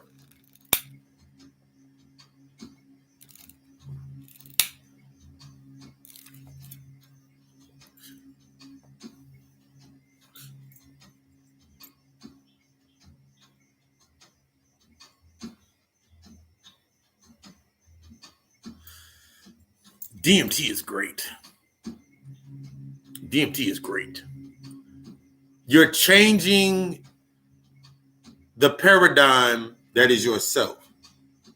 Everything that we've took in based on this external aspect of we got to change the paradigm for the people, everything to a certain point, once you do that level of internal work, you realize that you're not talking about other people. You're only talking about yourself. You just keep putting the projection on the others. You keep putting the projection on the others. What you're basically doing is flowing through the human designs because you haven't found yours. That's exactly what it is. You're flowing through the different designs. You're flowing through the different designs because you have not taken the aspects of what your design is. Like, as I said before, my human design is the manifester generator. That means I have the internal mechanisms and motors to create the intentions for all changes and all evolution within my space. That is the most powerful of all the archetypes. In my chart, my head is wide the fuck open. So when I think about, damn, my head's wide the hell, my head's wide the hell open like that. My head, there's no blocks in my head. There's no colored aspects. When you look at a chart, there's like certain colors. There's no blockages in my mind. That only goes back into the aspects of like, for me coming into my conscious, for me coming into my spiritual self, my spiritual center, it was based upon me turning my powers on. It was based on me turning back on my clairvoyance, all my clairs, and turning my psychic abilities back on. For others that have blockages in there, that can be now synthesized. You look back at those memories that you have that are blocking you inside your space. But the first thing you got to learn is, what is my human design? Your human design is found out just like you find out your natal chart. Your human design chart is found out just like you find out your natal chart.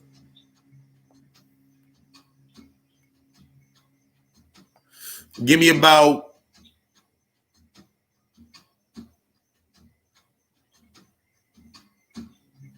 2 weeks and I'll start offering it as a service. Yeah, give me about 2 weeks. I'm gonna start. Give me about 2 weeks and I'll start offering it as a service. Just like I do natal chart analysis now. Give me 2 weeks and I will make it. I'll make it an available service. But that's all a part of the aspects of applying. What are you doing once you get the information? How are you applying that said information? How are you bonding to that information?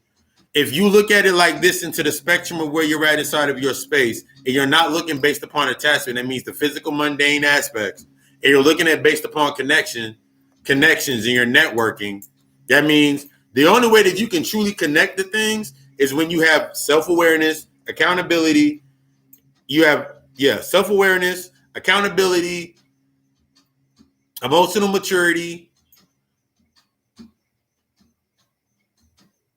responsibility, basically the synthesis of your senses of you coming to the path to your divine union. That's the only way that you're going to have true connections, is once you've taken that divine step to become the divine you. I'm the divine me. I'm the divine union of me. Lucifer goes back to the archetype of, the feminine energy, just like Osiris, just like all those energies. Lucifer. Then Papa, that goes back to all the aspects of the knowledges before that. Papa did it, all the mass put together in one aspect of me. Solidified. It's not a name. When some of us choose, you see people choosing names out here, sometimes they choosing names based on because it just seemed cute. But they don't even understand the aspects of that name and how what they're attaching to is to the prettier part of the image of the name, because they know that image is what people are going to see.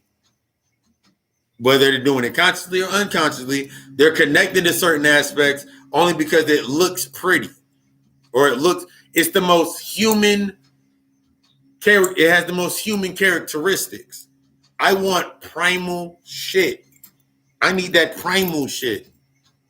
I need the first aspect. I'm trying to get back to my oldest self. So in reflection, I am my youngest self.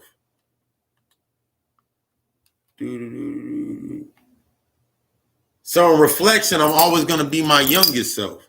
In this space, I'll always be my youngest self. In this space, I'll always be my youngest self, because in my higher aspects of my spiritual self, in my internal work, I'm always going back to my oldest self. That's your reflection. So when you see motherfuckers, so now when you look at it from that aspect and you see people down here, getting older, but they seem to be becoming more childlike, is because they're going back out. Their memory, you're looking at it, their memory's going away. Think about all of these aspects of old people when you see them going out. Their memory's going away. Their bodily functions are failing. The body is failing because they're about to go away. They're literally about to go back in and come back out. They're being prepped to come back here, because in their mindset, they're waiting for their end. For us, we're in our beginning. That's the whole goddamn. I've never even seen Benjamin Button except for the little part when I saw the commercials. That nigga was going backwards in time. That's what you're doing. You're becoming the most efficient version of yourself, so you ain't got to come back here. So you want to be digressing back into the youngest aspects of yourself, because it's going to match, because what you're doing, because remember, all that shit switched. So you're naturally going back to the youngest aspect of yourself to match the frequency of your oldest self before you came back through. Who were you before you came down here? That's what you're going back to. For the ones that have kids, that's what you have examples of. You got nieces and nephews, like, that's what you should be looking at. If you can. I don't know what family situations is. That's what you should be looking at. That's what you should be getting in tune with. Because now we gonna spin it back around. Now that you're coming into the aspect of connection, and now you free from urges, you free from need, you free from want. That means you free from agendas. That means you can have those conversations and have those sacred energy exchanges of the mental aptitude and bond to other individuals and gain the information that you need in order to create because you have no need or want. Therefore, as you're evolving through this line, you have a conversation with this shorty over here. She real smart. She real da-da-da-da, but she got some stuff. She has things that are, now that you're basing it upon connection without the need or want, now you can see the whole picture, and you're not looking at it like, damn, man, she got like 9 kids, but she mad smart. She doing what she's supposed to do, give you some information. If that's not within your divine destiny to take on that responsibility, then you have no need or want. Therefore, you ain't got to go to it. You can now move up. You can just keep moving up the ranks without connecting to something. And the more that you're able to do this, And you may mess up and you may do some dumb shit because that's the human narrative inside of you. That's the learning process. But I guarantee you're going to get to that as you start going through these processes right here, these divine intertwines, these karmic threads, you're going to become unified to yourself. You will become everything that you need based on everything that you learn through all of these spaces in order for you to become unified. I've given that example plenty of times. Like, I've looked back at the relationships that I was in prior,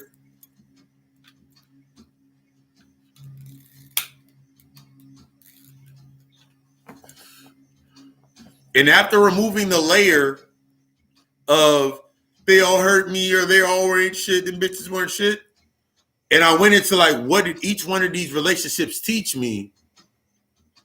That's when I was able to unlock to become like, damn, that's what I needed to learn. That's why they were there. So by the time you get to that divine, you know yourself, that need not, want not, this shit is great. This is the freedom. This is great. This shit is beautiful. This is great. All I gotta do is spend time program. All I do basically is spend time putting new programs into my subconscious and playing around with shit in my head. That's great. Even if I have like, I'll use it as an example. I ain't seen the Rihanna Fenty show joint. It's on Prime Video. Even if I saw that, like, me looking at Rihanna as opposed to like 5 years ago to now is like two different mindsets. I'm using it as a visual example. Me looking at Rihanna before, from Haircut, Leave, Boy, that song, to looking at Rihanna through her emo Rocky phase into her now, it's like, when I look at Rihanna now, like, I would have fun sacrificing her. Or I wonder how many people we could sacrifice together. I can create the scenario in my mind. I'm not suppressing the urge. I'm not suppressing the thought. I'm using it in my mental mindscape. What can I connect and build with that energy now that I've now released it into my mind? I've released this into my mind. Instead of releasing it into the world, I've released it into my mind. So now it's safe, and I can use all of that energy.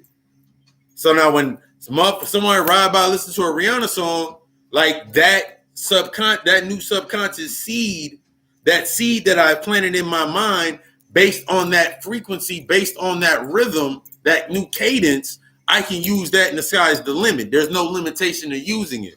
Stop limiting yourself. Stop putting yourself in positions where you feel you got to be a certain way, act a certain way, talk a certain way, because what you're doing now, especially now in this quantum sense, it's going to start keeping you locked down and keep you further away from where you need to go. You're going to find yourself you thought you were lost before. If you think you lonely now, wait until you wake back up the next day. You're going to be like, wait, when did all this happen? I'm telling you, time don't exist anymore. I'm doing shit that usually takes me 8 hours in like 4. Tuesday, I did like 6 hours worth of work of video edits in like an hour and a half. Just sitting there while doing everything else that I usually do within a day. Setting up appointments and readings, doing readings and shit, all in that same aspect of the day, because I no longer am bounded to the old rules. I no longer am bonded to the old agendas. What used to trigger me no longer triggers me. And now if something does trigger me, I'm now able to learn how to respond, I'm able to respond based on my thought or my knowing, and not based on impulse, based on the emotional aspect to get something out of it. Mindset's different. And that only can be mastered. Once you have mastered this, it becomes your new pattern. You're not doing it based on, I don't have to say I'm a man. I'm not a man. I'm a God. So I'm things like saying I'm a man of action. I'm a man of my word. Those cadences don't register for me. It's all about my pattern. You go off of patterns. Patterns is always what you got to go off of. It's always been the pattern. The pattern is the trauma, the symbol, and the repetition. That's the pattern. The word don't mean anything because we don't use words. We didn't have to use words. You want to get into your psycho telekinesis abilities? Stop thinking about the fucking words, and you have to understand the algorithm of the pattern. I have whole conversations in my head all day. And then I spend the next couple of days waiting for the conversations to come up in real talk, in real time, or in the real time aspect.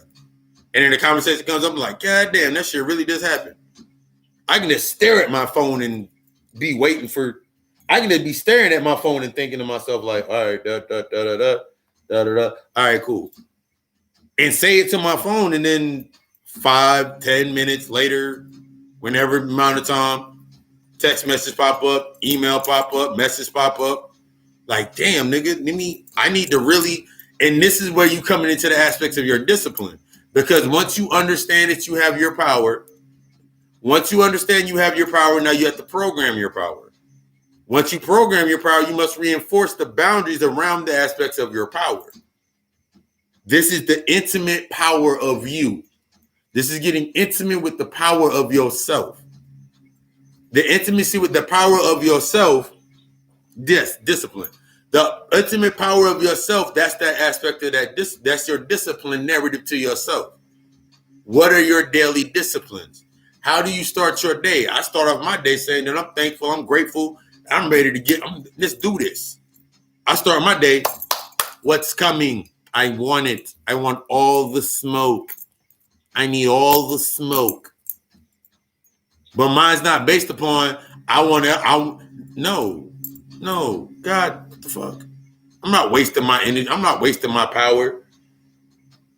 I'm not wasting my power and or my energy on things that don't serve me. I'm not going to put myself in the aspects of, I never want to hear come from my mouth, I love too hard or I do this too hard. No, I said it on the God Hour show.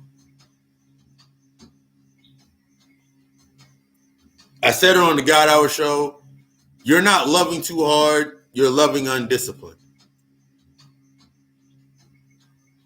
You're not loving too hard. You're loving with no discipline to yourself. You're loving, when you love undisciplined, that means you're loving. When you're moving undisciplined, that means you have to move with those external agendas to keep you within a certain, because you always need balance. Regardless, you always need balance. Even in the most chaotic situations, there is a balance. If you're moving in an undisciplined manner with yourself, that means you're not doing the work, you're not learning yourself, you're not doing what you know deep down that you need to do. When you go out into that space, there naturally has to be that barrier or that external component that is going to be the balance to the agenda to your balance. So I'm gonna use the example of, I'm pro-black. Nigga, I ain't been black in fucking years. I ain't been black in like 2 years. I ain't been black in 2 years. I'm the essence of all. How the fuck can I just be one? Why am I settle? Why do I have to settle with one when I'm the multitude of it all? So I'm pro-black. Okay, cool. So now all of your disciplines are going to have to, all of your disciplines and your attack, all of your undisciplined sense is going to be attached to something being the anti. So now you got white, the anti-white, the anti-black people. So now everything in between this is going to be the gauge of how deep you're willing to go. So now you got pro-black, Afrocentric, civil rights movement. Now you got Black Lives Matter. Remember, past, present, and future are all in the same, they're all in the same continuum at the same time, all over. All streaming through these same filters. So what was the civil rights movement? Until you are honest with yourself about what the civil rights movement was, you won't understand what the Black Lives Matter movement is. They're the same fucking shit. The only thing that's different is the civil rights movement. That's one of those examples that you look for yourself. The civil rights movement underlined was for what the leaders of the Black Lives Matter movement is. Nah. Yeah. The agenda under the bills of the civil rights are now what are the forefronts for Black Lives Matter. The veil got shifted off. You looked at it emotionally. They don't ever help black people. You still waiting on somebody to help your ass? All you need is about 2 to 5 good years to yourself. All you need is about 2 to 5 years to yourself in that aspect, and you can get yourself right. Guaranteed. I'm in year 3. I'm in 3.5 years. I'm in 3.5 years. And I'm already seeing the results of my works in the physical sense of that alignment of my physical mirror now matching my spiritual mirror. I'm now seeing that alignment. Now that I'm in this space, I wasn't waiting for December 21st. I was December 21st. I wasn't waiting for the Great Conjunction. I am the Great Conjunction. I already defined what the Great Conjunction was for me. I already defined what December 21st was for me. I already defined what the blue moon and all of these moons were for me. I already created those aspects and what they were for me. So there's no hope. I already created and disciplined myself into what they were for me, so the aspect of hope went away. So when everybody was thinking about their superpowers, they was thinking about hope. They was based upon hope, whether they wanted to admit it or not. That pays me no, never mind, don't really give a fuck. But they were basing it upon hope. Oh yeah, we about to do this and this and this, and then we finally gonna take the earth back. In the Gnostic text,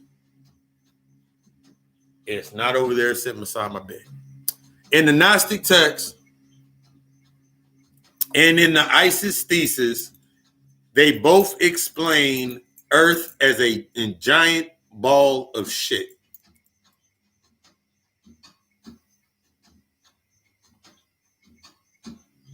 A fertile land for chaos deception, and constant destruction. An inherently flawed space. Why is it inherently flawed? Because this shit has seasons. This shit got one sun. This shit got seasons.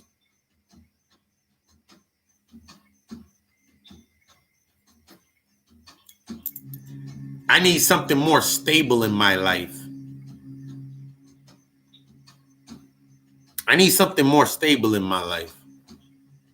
So I don't think so my thought process is like, I don't think I want Earth back. I don't think I created it for a reason. What was the reason that I created it? That's what you're going back to. What did you create Earth for? If it's the prison planet, it's to lock up what? It's to lock up everything that is not of being you at all. So take that thought process in your mind. Collective consciousness, you want to take the earth back, you want to do this and this with the earth and all this stuff. That's nice, that's fine, that's dandy. So think about in your life, what do you try to keep constant control over? If the space is inherently flawed, it means it's in constant flux. How can you control something that's in constant flux? The only thing that you can do is learn how to ride through the aspects of the flux, the flux, the highs and the lows within the space, until you generate enough energy in order for you to release. That's all you down here for.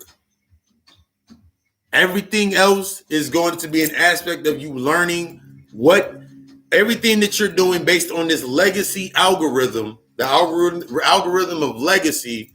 It should be sustainable information in order for you to be like, you know what? Do you need this? You need this, and you need this. If you're not doing this, if you're not doing the internal work and becoming the example, then guess what? You failing. The only reason you feel that something isn't ready for something is because what you're saying to yourself always is you're saying you're not ready for it.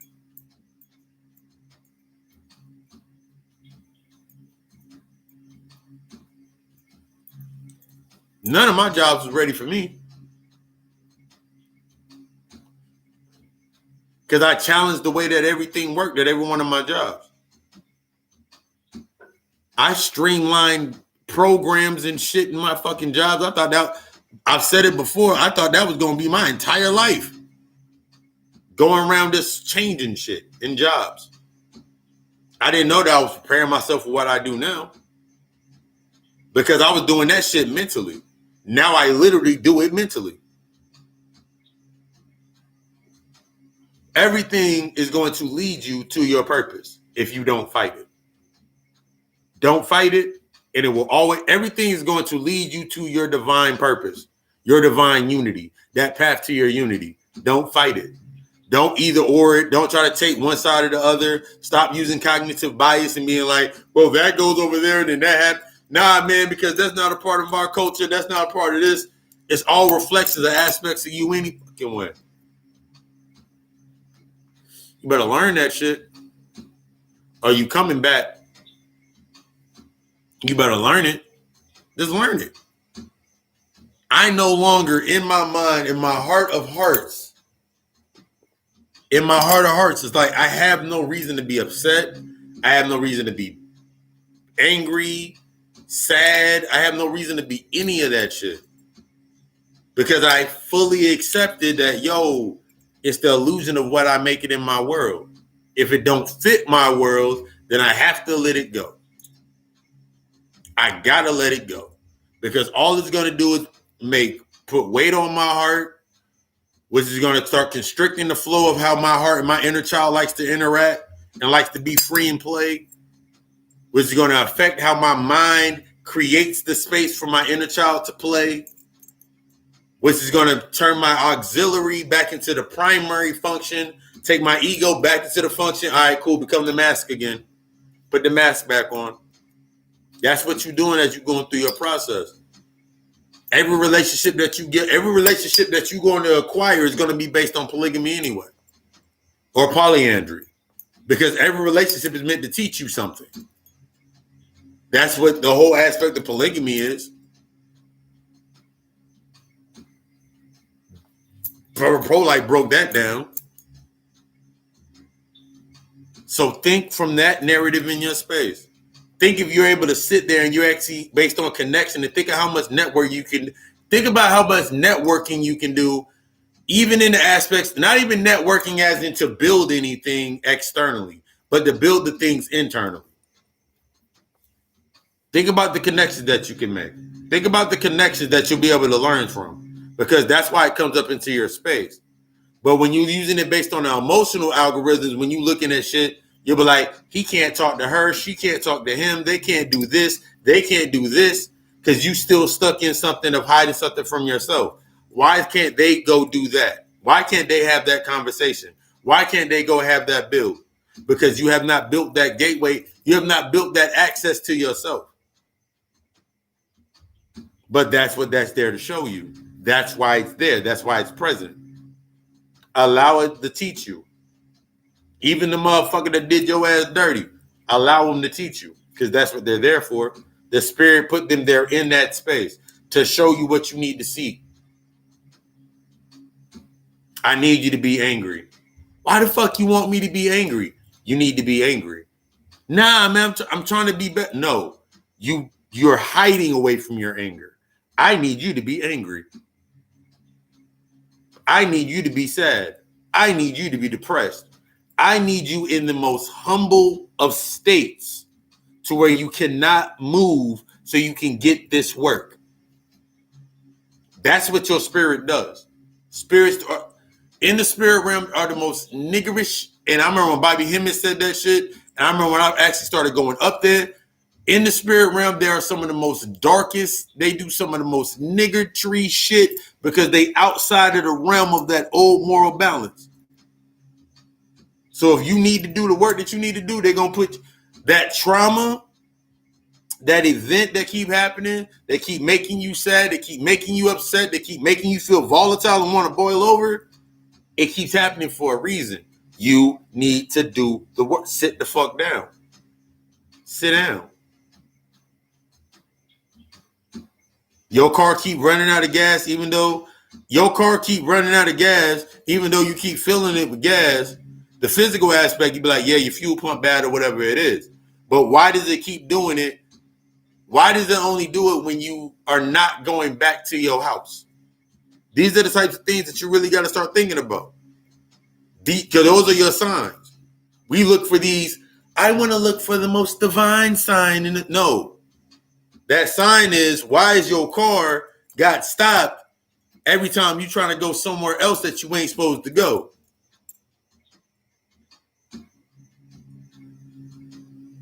That sign is when you saying you want to go out when you should be in the house doing some work in the house, inner work, and then you can't find an outfit to wear.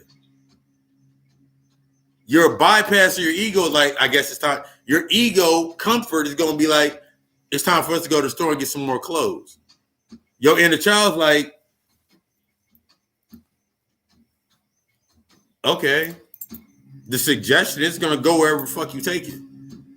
This is you learning your discipline. Instead of me sitting there saying, I need to go buy more clothes, let me go start a clothing line. Let me go start a fucking clothing aspect. Let me go start a clothing aspect. That's my imprint. That's where I'm going to get my clothes from. Even if I don't sell one article of clothing, I still have samples and samples and samples of wardrobes and prints for myself. So the primary is for me. Everything else becomes secondary. Since I have become what I wear, since I have become this aspect of what I'm using it for, then that means there's no sense that the rejection goes away. I can just go with the flow. That means if I see a print or a design, or I design a print or something and I put it on something, nigga, where can I use that? That means I've already created. This is when you're creating your space. So it's like every tapestry that's on a co-alchemy right now, I have a space for it. I have a program for it. I know exactly how I would use it in real time. That creates the spectrum or the paradigm for others to use it. So when they see it, they're the ones that are attracted to it, they're within that frequency of the thought forms. So whether they conscious of it or not, the program that I did that's not based upon malice or trying to get something is based on exploring or going deeper to invoke something that's even matched within the descriptions of what I write down. So everything that you're doing is based upon your discipline of yourself.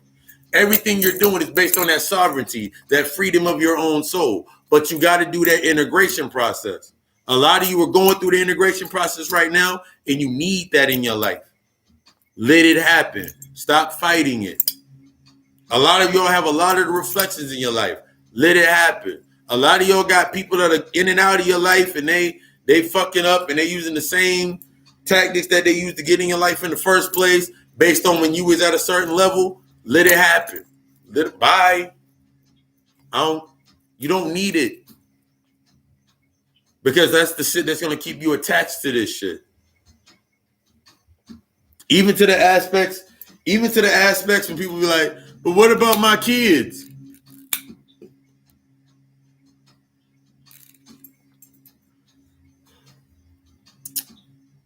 You better start telling your kids the fucking truth.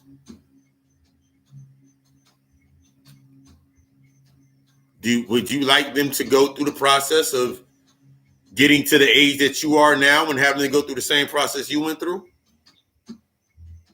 Ask yourself the truth. Be honest. Would you want your kids to go through the same process you went through in equivalent, and then have to go through the same process of learning that you had to go through to get to where you were at?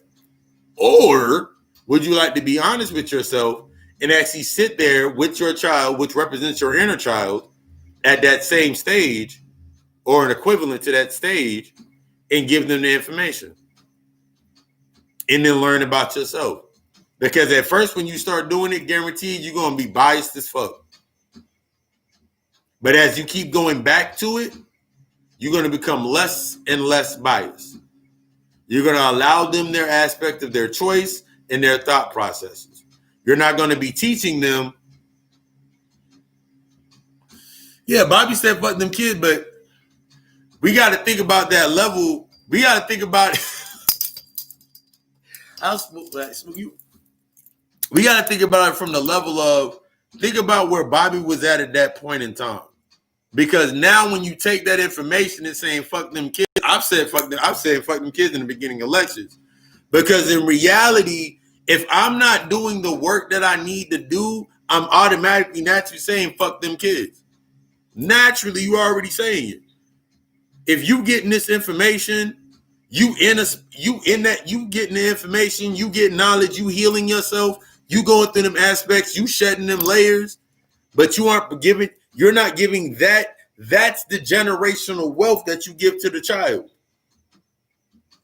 The father aspect, the trifecta, or the father is the aspects of the health, the wealth, the mental, the feminine would be the aspects of the health, and then the child becomes the wealth. That's the trifecta. So as you unify yourself into your mental and your health, and you bring your mental and health together, naturally that's going to be bestowed upon us the wealth. That's wealth to the child. Because if my child is in an aspect of health, my child is in an aspect of that wealth center, what am I bestowing their wealth is in? Their wealth is in their health aspects, the healthy choices, the healthy emotions. Yeah.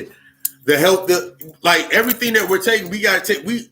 Bobby, Phil Valance, our great elders took us into the darkness. They took us into the darkness. What are we building within the darkness? Is this? Yeah. So I take the aspect, you'd be like, you know what?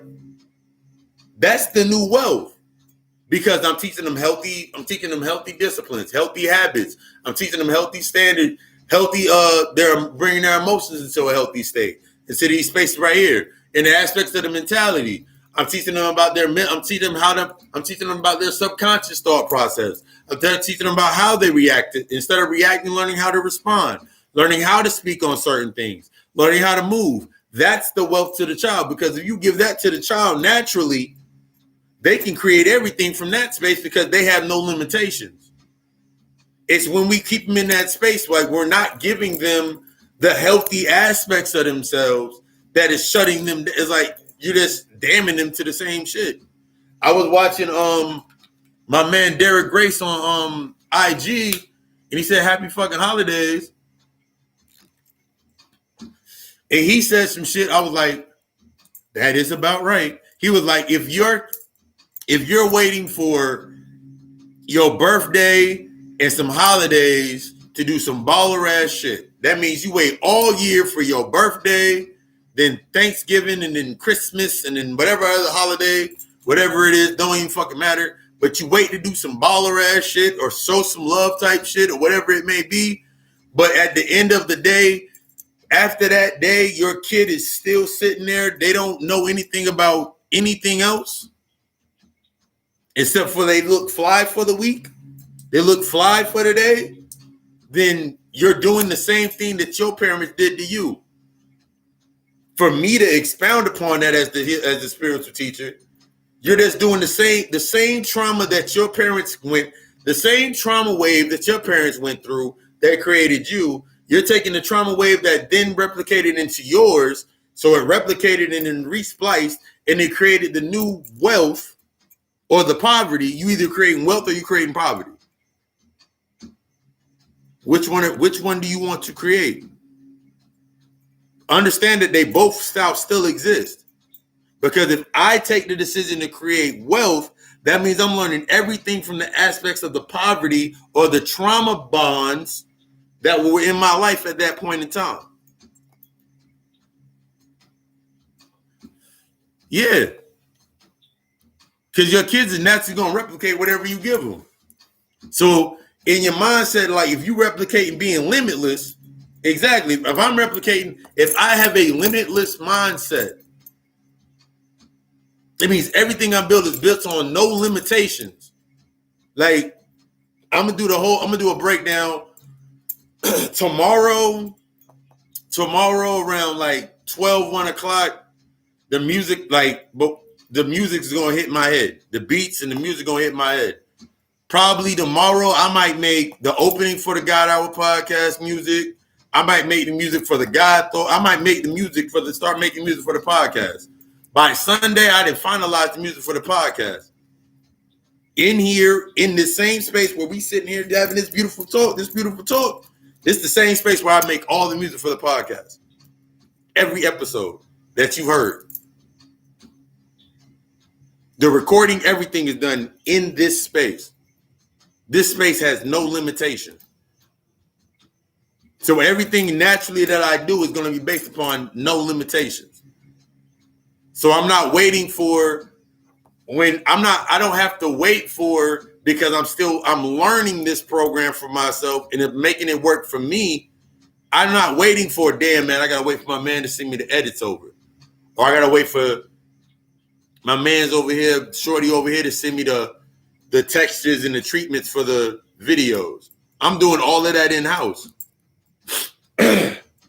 I'm doing all of that within my space. This is you breaking limitations. Now that I can do that, now if my niece, nephew, child comes up to me and asks me a question, I can give them that process.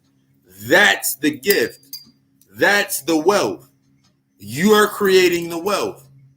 What can they do with that? That's ultimate limitation. There's no limitations on it's a limit. It's a unlimited trajectory point from where they can go from there.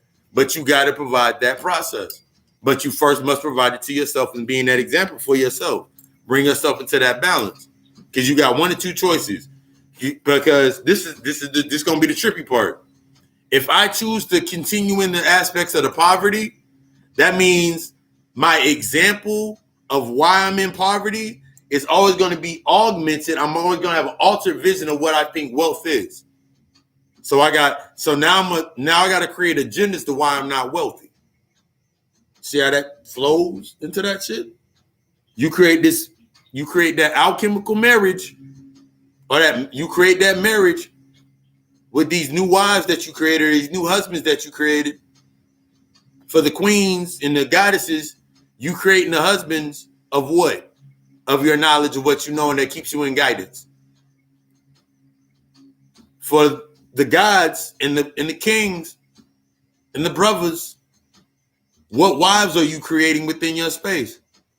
Because if you keep living in these thought forms, you naturally create the physical conduit that's going to connect to that aspect. You are the creator.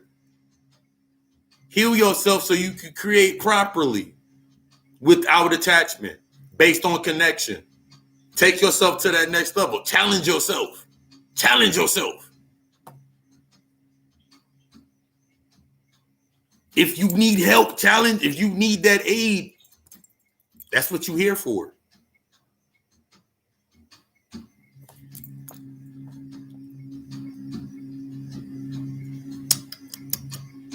That is delicious. That is so delicious. La la la la la.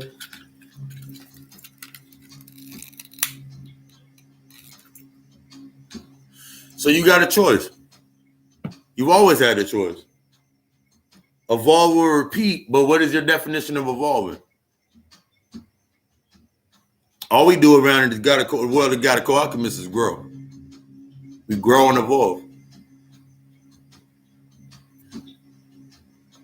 My four wives is fucking doing they fucking thing.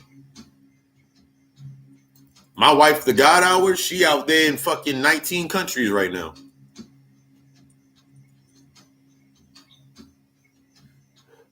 No limitation. She doing exactly what she's supposed to be doing.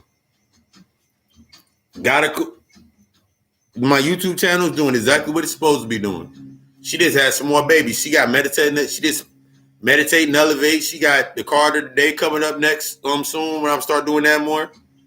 And she ready to pop out and create another aspect. She brought another wife in.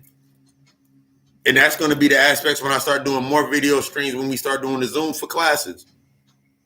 So she brought another wife in. That's your polygamy. This is one interpretation of the aspects of polygamy for yourself. How will you use that science? But first you got to break yourself from the emotional aspect so you can actually start using the science to your benefit. Instead of saying, nah, I can never do that. That's just like when you interfacing with the higher realms of energies, in order for you to bond to Kali, you got to become Shiva.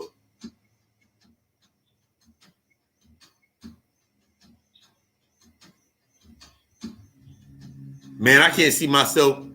Man, I ain't see. All right. In order to bond to the mother goddess energy of Mama Brigitte, I first had to merge with the energy of Baron Samedi.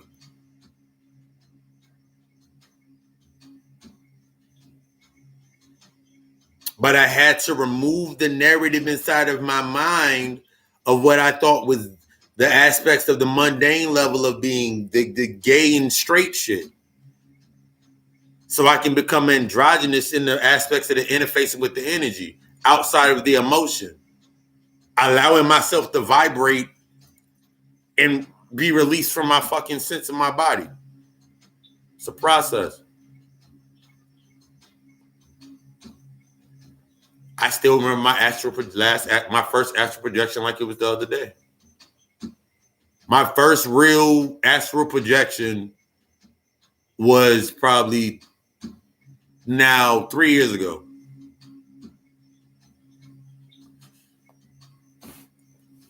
I didn't even realize and put two and two together that it was an astral projection until after I explained it to my homegirl and I was explaining the inside of her house.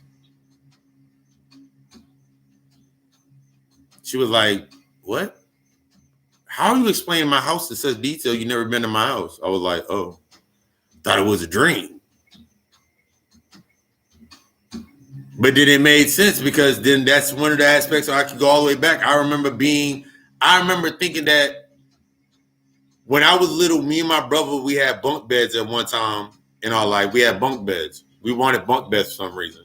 And I remember I thought my brother was always like shaking the bed, but he'd be down there knocked the fuck out. In reality, I was like, nigga, it took me a while to realize, and then it came into a moment like of recent of these last couple of years. I'm like, I felt my bed shake before. I felt my couch shake before. I felt my whole fucking house shake before in moments in time. And I thought like a bomb or an earthquake went off. It was me dropping back into my body at certain points in time. Those are the things that you want. Those are the things that You can't even unlock those. You can't even unlock those traces and thought processes and syntheses, those sequences in your events in your life until you unlock the aspects of the trauma. So don't think you can skip this shadow work. Is the message of the day. Don't think you can skip the shadow work and go straight to the powers, because your powers are behind under the veils of your shadow. Your power is under the veils of your shadows. Your shadow is now more dense. So if you think of, even if this is how you can use it, even if you think you want to use a certain power, guess what you get to do? Whatever shadow comes up or whatever thoughts come up when you think about that power, those are the aspects, those are the initiation points of the triggers that you will need to activate within your mind in order to do the work to get into your power, to that power center. It is not going to be, I'm going to go sit in front of a mirror, I'm going to yell it out, and then I'm good. No, that's not how it works. You got to go through the whole process, allow it all, ride the wave, allow it to happen, allow all the physical manifestations that you created based on it to fall away, allow all that shit to be triggered, and then guess what? That's when that shit comes online. Because until you do it, your ego is going to take a hold of it. Because that's what your ego needs, that light. Your ego is going to take hold of it. So your newly found intuition that just came online, your ego is going to take it and it's going to use it, and it's going to use it to keep you in the state of your comfort. So then you're going to start going around and be like, I always knew niggas weren't shit, and now I got my intuitive powers are telling me niggas ain't shit. No, you're still using judgment. Therefore, that power is not fully unlocked. Man, some chick tried to put a hex on me. Some chick tried to put this lock on, put a hex on me and try to keep me locked up in her house. I think she buried my underwear in her back. She did some crazy shit with some hexes and shit. No, that means you're still using judgment. That means there's something inside of you that you still have locked up that you have not unlocked, that you're hiding from yourself. These are the correspondence. These are just examples of those correspondences that you need to learn so you can actually step forward and do the work what you were supposed to be doing. I went through that process. That shit hurt. That shit was fun. It was a fun hurt. It was like, ooh, let me test my tolerance for pain today. And that's how I got through it. You got to find something that you are good at that seems morbidly fucking insane and use that as your catalyst. My catalyst is I have a high tolerance for pain. My catalyst is I have a high tolerance for pain. So every time I know I'm about to do certain things, when I'm doing certain aspects of inner child work for myself, and these are some of the things that I give people, these are some of the experience. I use my experiences to create the programs and the processes for my clients. So I remember back in the day, I think I was like 8 or 9 years old. 8 or 9 years old. If anybody remember the old bleachers in the gym, like where you had to crank them shit, like you had to like pull them out, or like there was a crank on the basketball goals, so you had to go up there and crank that shit down, crank the goals down. I remember when our gym teacher was like, yo, we gonna play ball today. We had the shiny ass hardwood floors and shiny ass hardwood bleachers. Me and my homeboys, we grabbed the cranks and we ran up the side. We didn't wait for them to pull the bleachers out. We climbed up the sides of the bleachers and we ran across the things and we were cranking down the goals. I slipped and fell. Now think about being 8 years old. So I was probably about big as this goddamn cup, and we use it as a visual. And think about falling from the top of the bleachers that have not been pulled out, and you just falling straight the fuck down to the ground. Now imagine you just hit the ground. Now for me, not knowing that I had that superpower yet, that I was indestructible a little bit, when I got up, everybody ran over there like, oh my God, you all right? I was like, I'm fine. Got up and still went and played ball. So in my inner child aspects, when I was doing my inner child work, when I knew it was going to be a painful process, I would tell my inner child, I would be like, yo, Carlos, you're about to go back. You remember that time we fell off the bleachers? And he'd be like, yeah. We'd be like, yeah. That's what we're about to do right now. We're about to fall off the bleachers. And in whatever moment, whatever trauma, whatever I had to deal with, I would use that moment to where I was championed in the physical reality of myself, physical reality. I would use that in the mental shadow work. So then eventually that one became non-existent. I used it all up. I didn't have no more power in it. I had to find another moment in my childhood that would be corresponded to the work I was doing at that point in time. And that's the shit that I do when we going in doing your shadow work, we going into your mind, going into your memory banks and pulling shit out. That's what we're pulling out, and that's what we're going to use. We're using what's already there. Your table of contents, the wiring's already there. The schematic is already there. We just got to program it. That's the key. We just got to program it. And we're going to use things like the natal chart. We're going to use the aspects of your natal chart. We're going to use the aspects of, we're going to use these aspects of what comes up in the meditations when we go tapping into your Akashic records, when we doing all the therapies. These are the aspects that we use in order to do that work that we need to do to get you to where you need to be at. You already have all the tools. It's just now you need the space in that process in order to spark your ability to use those tools. Everything from you using toys on your altar and all of that shit that you used when you were a little kid, remembering those memories, you actually created that into that space. So we go back and we find that aspect in that space. What do you remember about your childhood when you were 8 years old? Nigga, I used to love G.I. Joe. Okay, cool. What G.I. Joe did you like? I used to like White's the Black Snake. Okay, cool. All right, cool. Now you're gonna be Black Snake.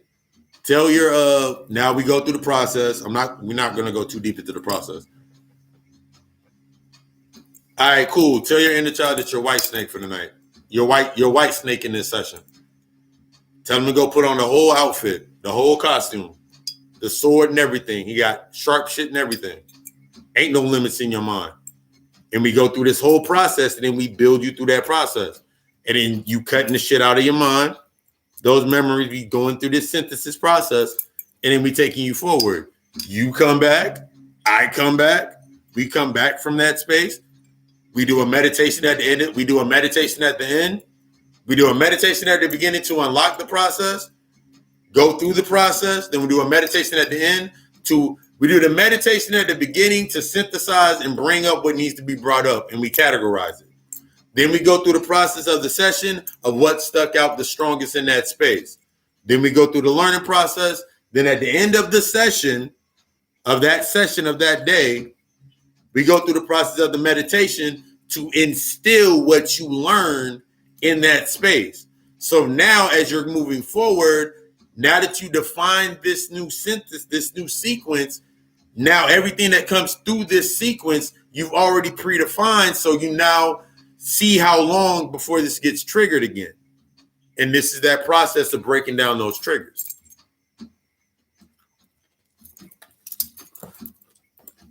But I just want to see you great. I just want to see you be fucking great. I want to see you be fucking awesome. You got one choice, and that's to evolve or repeat. You got one or two choices, evolve or repeat. What you about to learn, what you about to go through, what you about to do. I promise you it's going to be the best. You looking at somebody that's divinely unified to himself, and he got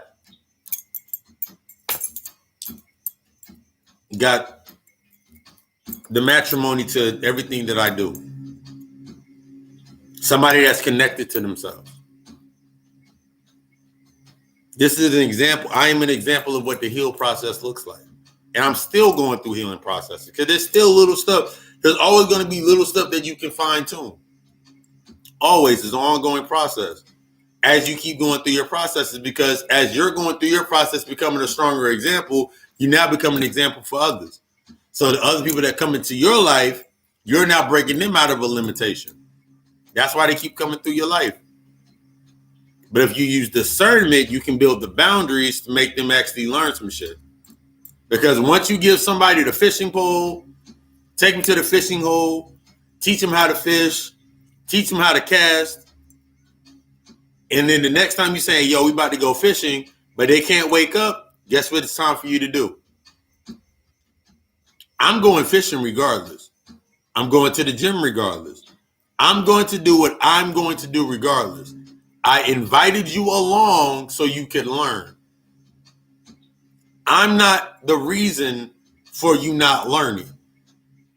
I live in no limitations. Therefore, what are you limiting yourself to? This becomes your boundary. It's time to say goodbye. Because all you're going to do at that point in time is keep hurting yourself based on the needing and the wanting. That's what they're there for, to teach you. Be the best. This is we didn't do a question and answer period in the last 3 lectures. This is the question and answer period. You have a question. You have a question. You don't have to be about the lecture or any aspects of the lecture. Drop the question in the comments. Because the Bible him said every question is an answer and every answer is a question.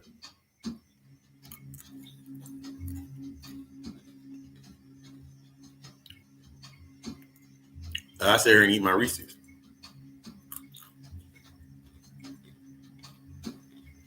Oh, yeah.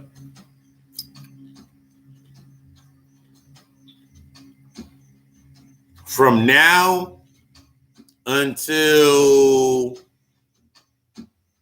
I stop it, use the discount code 20, the number 20 / the number 20, literally the number 20, 20/20 on a Cold Alchemy at the store, in the store, and 20% off of any order of $20 or more. It's 20% off, 20% off, $20 or more. Apply the code 20/20, the number 20 / / the number 20 for that. What else? Services are still the same. Services are still the same.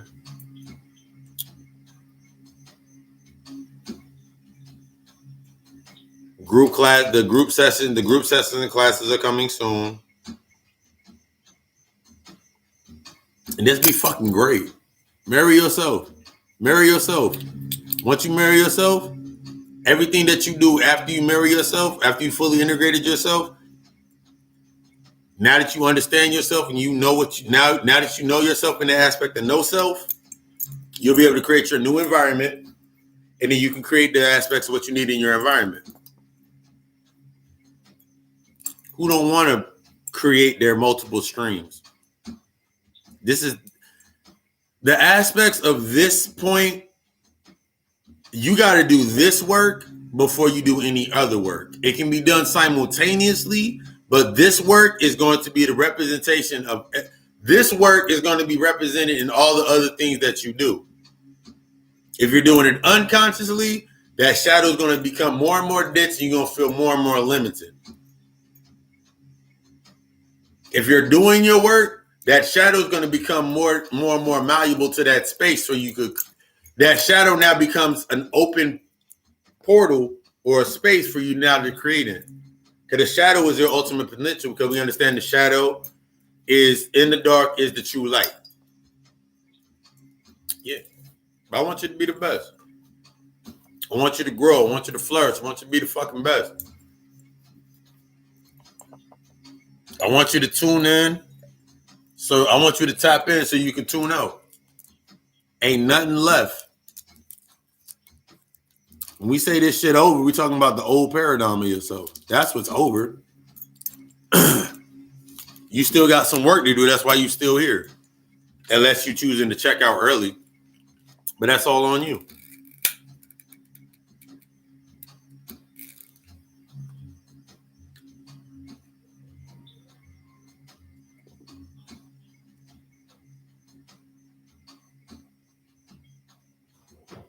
Oh, yeah. When this video goes full live, I'm when I publish this video, I'll put the link to it, the human design chart joint. I'll put it in the link in the description of this video, by the way.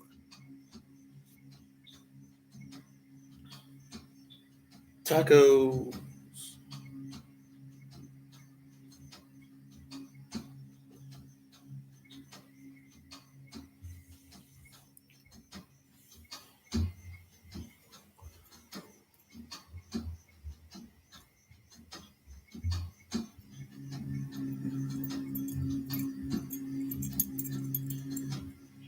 Whew, that was fun. But I appreciate y'all for coming through. Share if you haven't subscribed. Share, let the knowledge do what it's supposed to do. If it makes them angry, let it make them angry. If it makes them sad, let it make them sad. If it makes them feel anything based on their emotional or it triggers anything in any way, the knowledge is doing exactly what it's supposed to do. If it resonates with you, allow it to take you to your next level. If it resonates, allow it to take you to the next level, allow it to help you grow. But yeah, I love you. We love us. Ashe.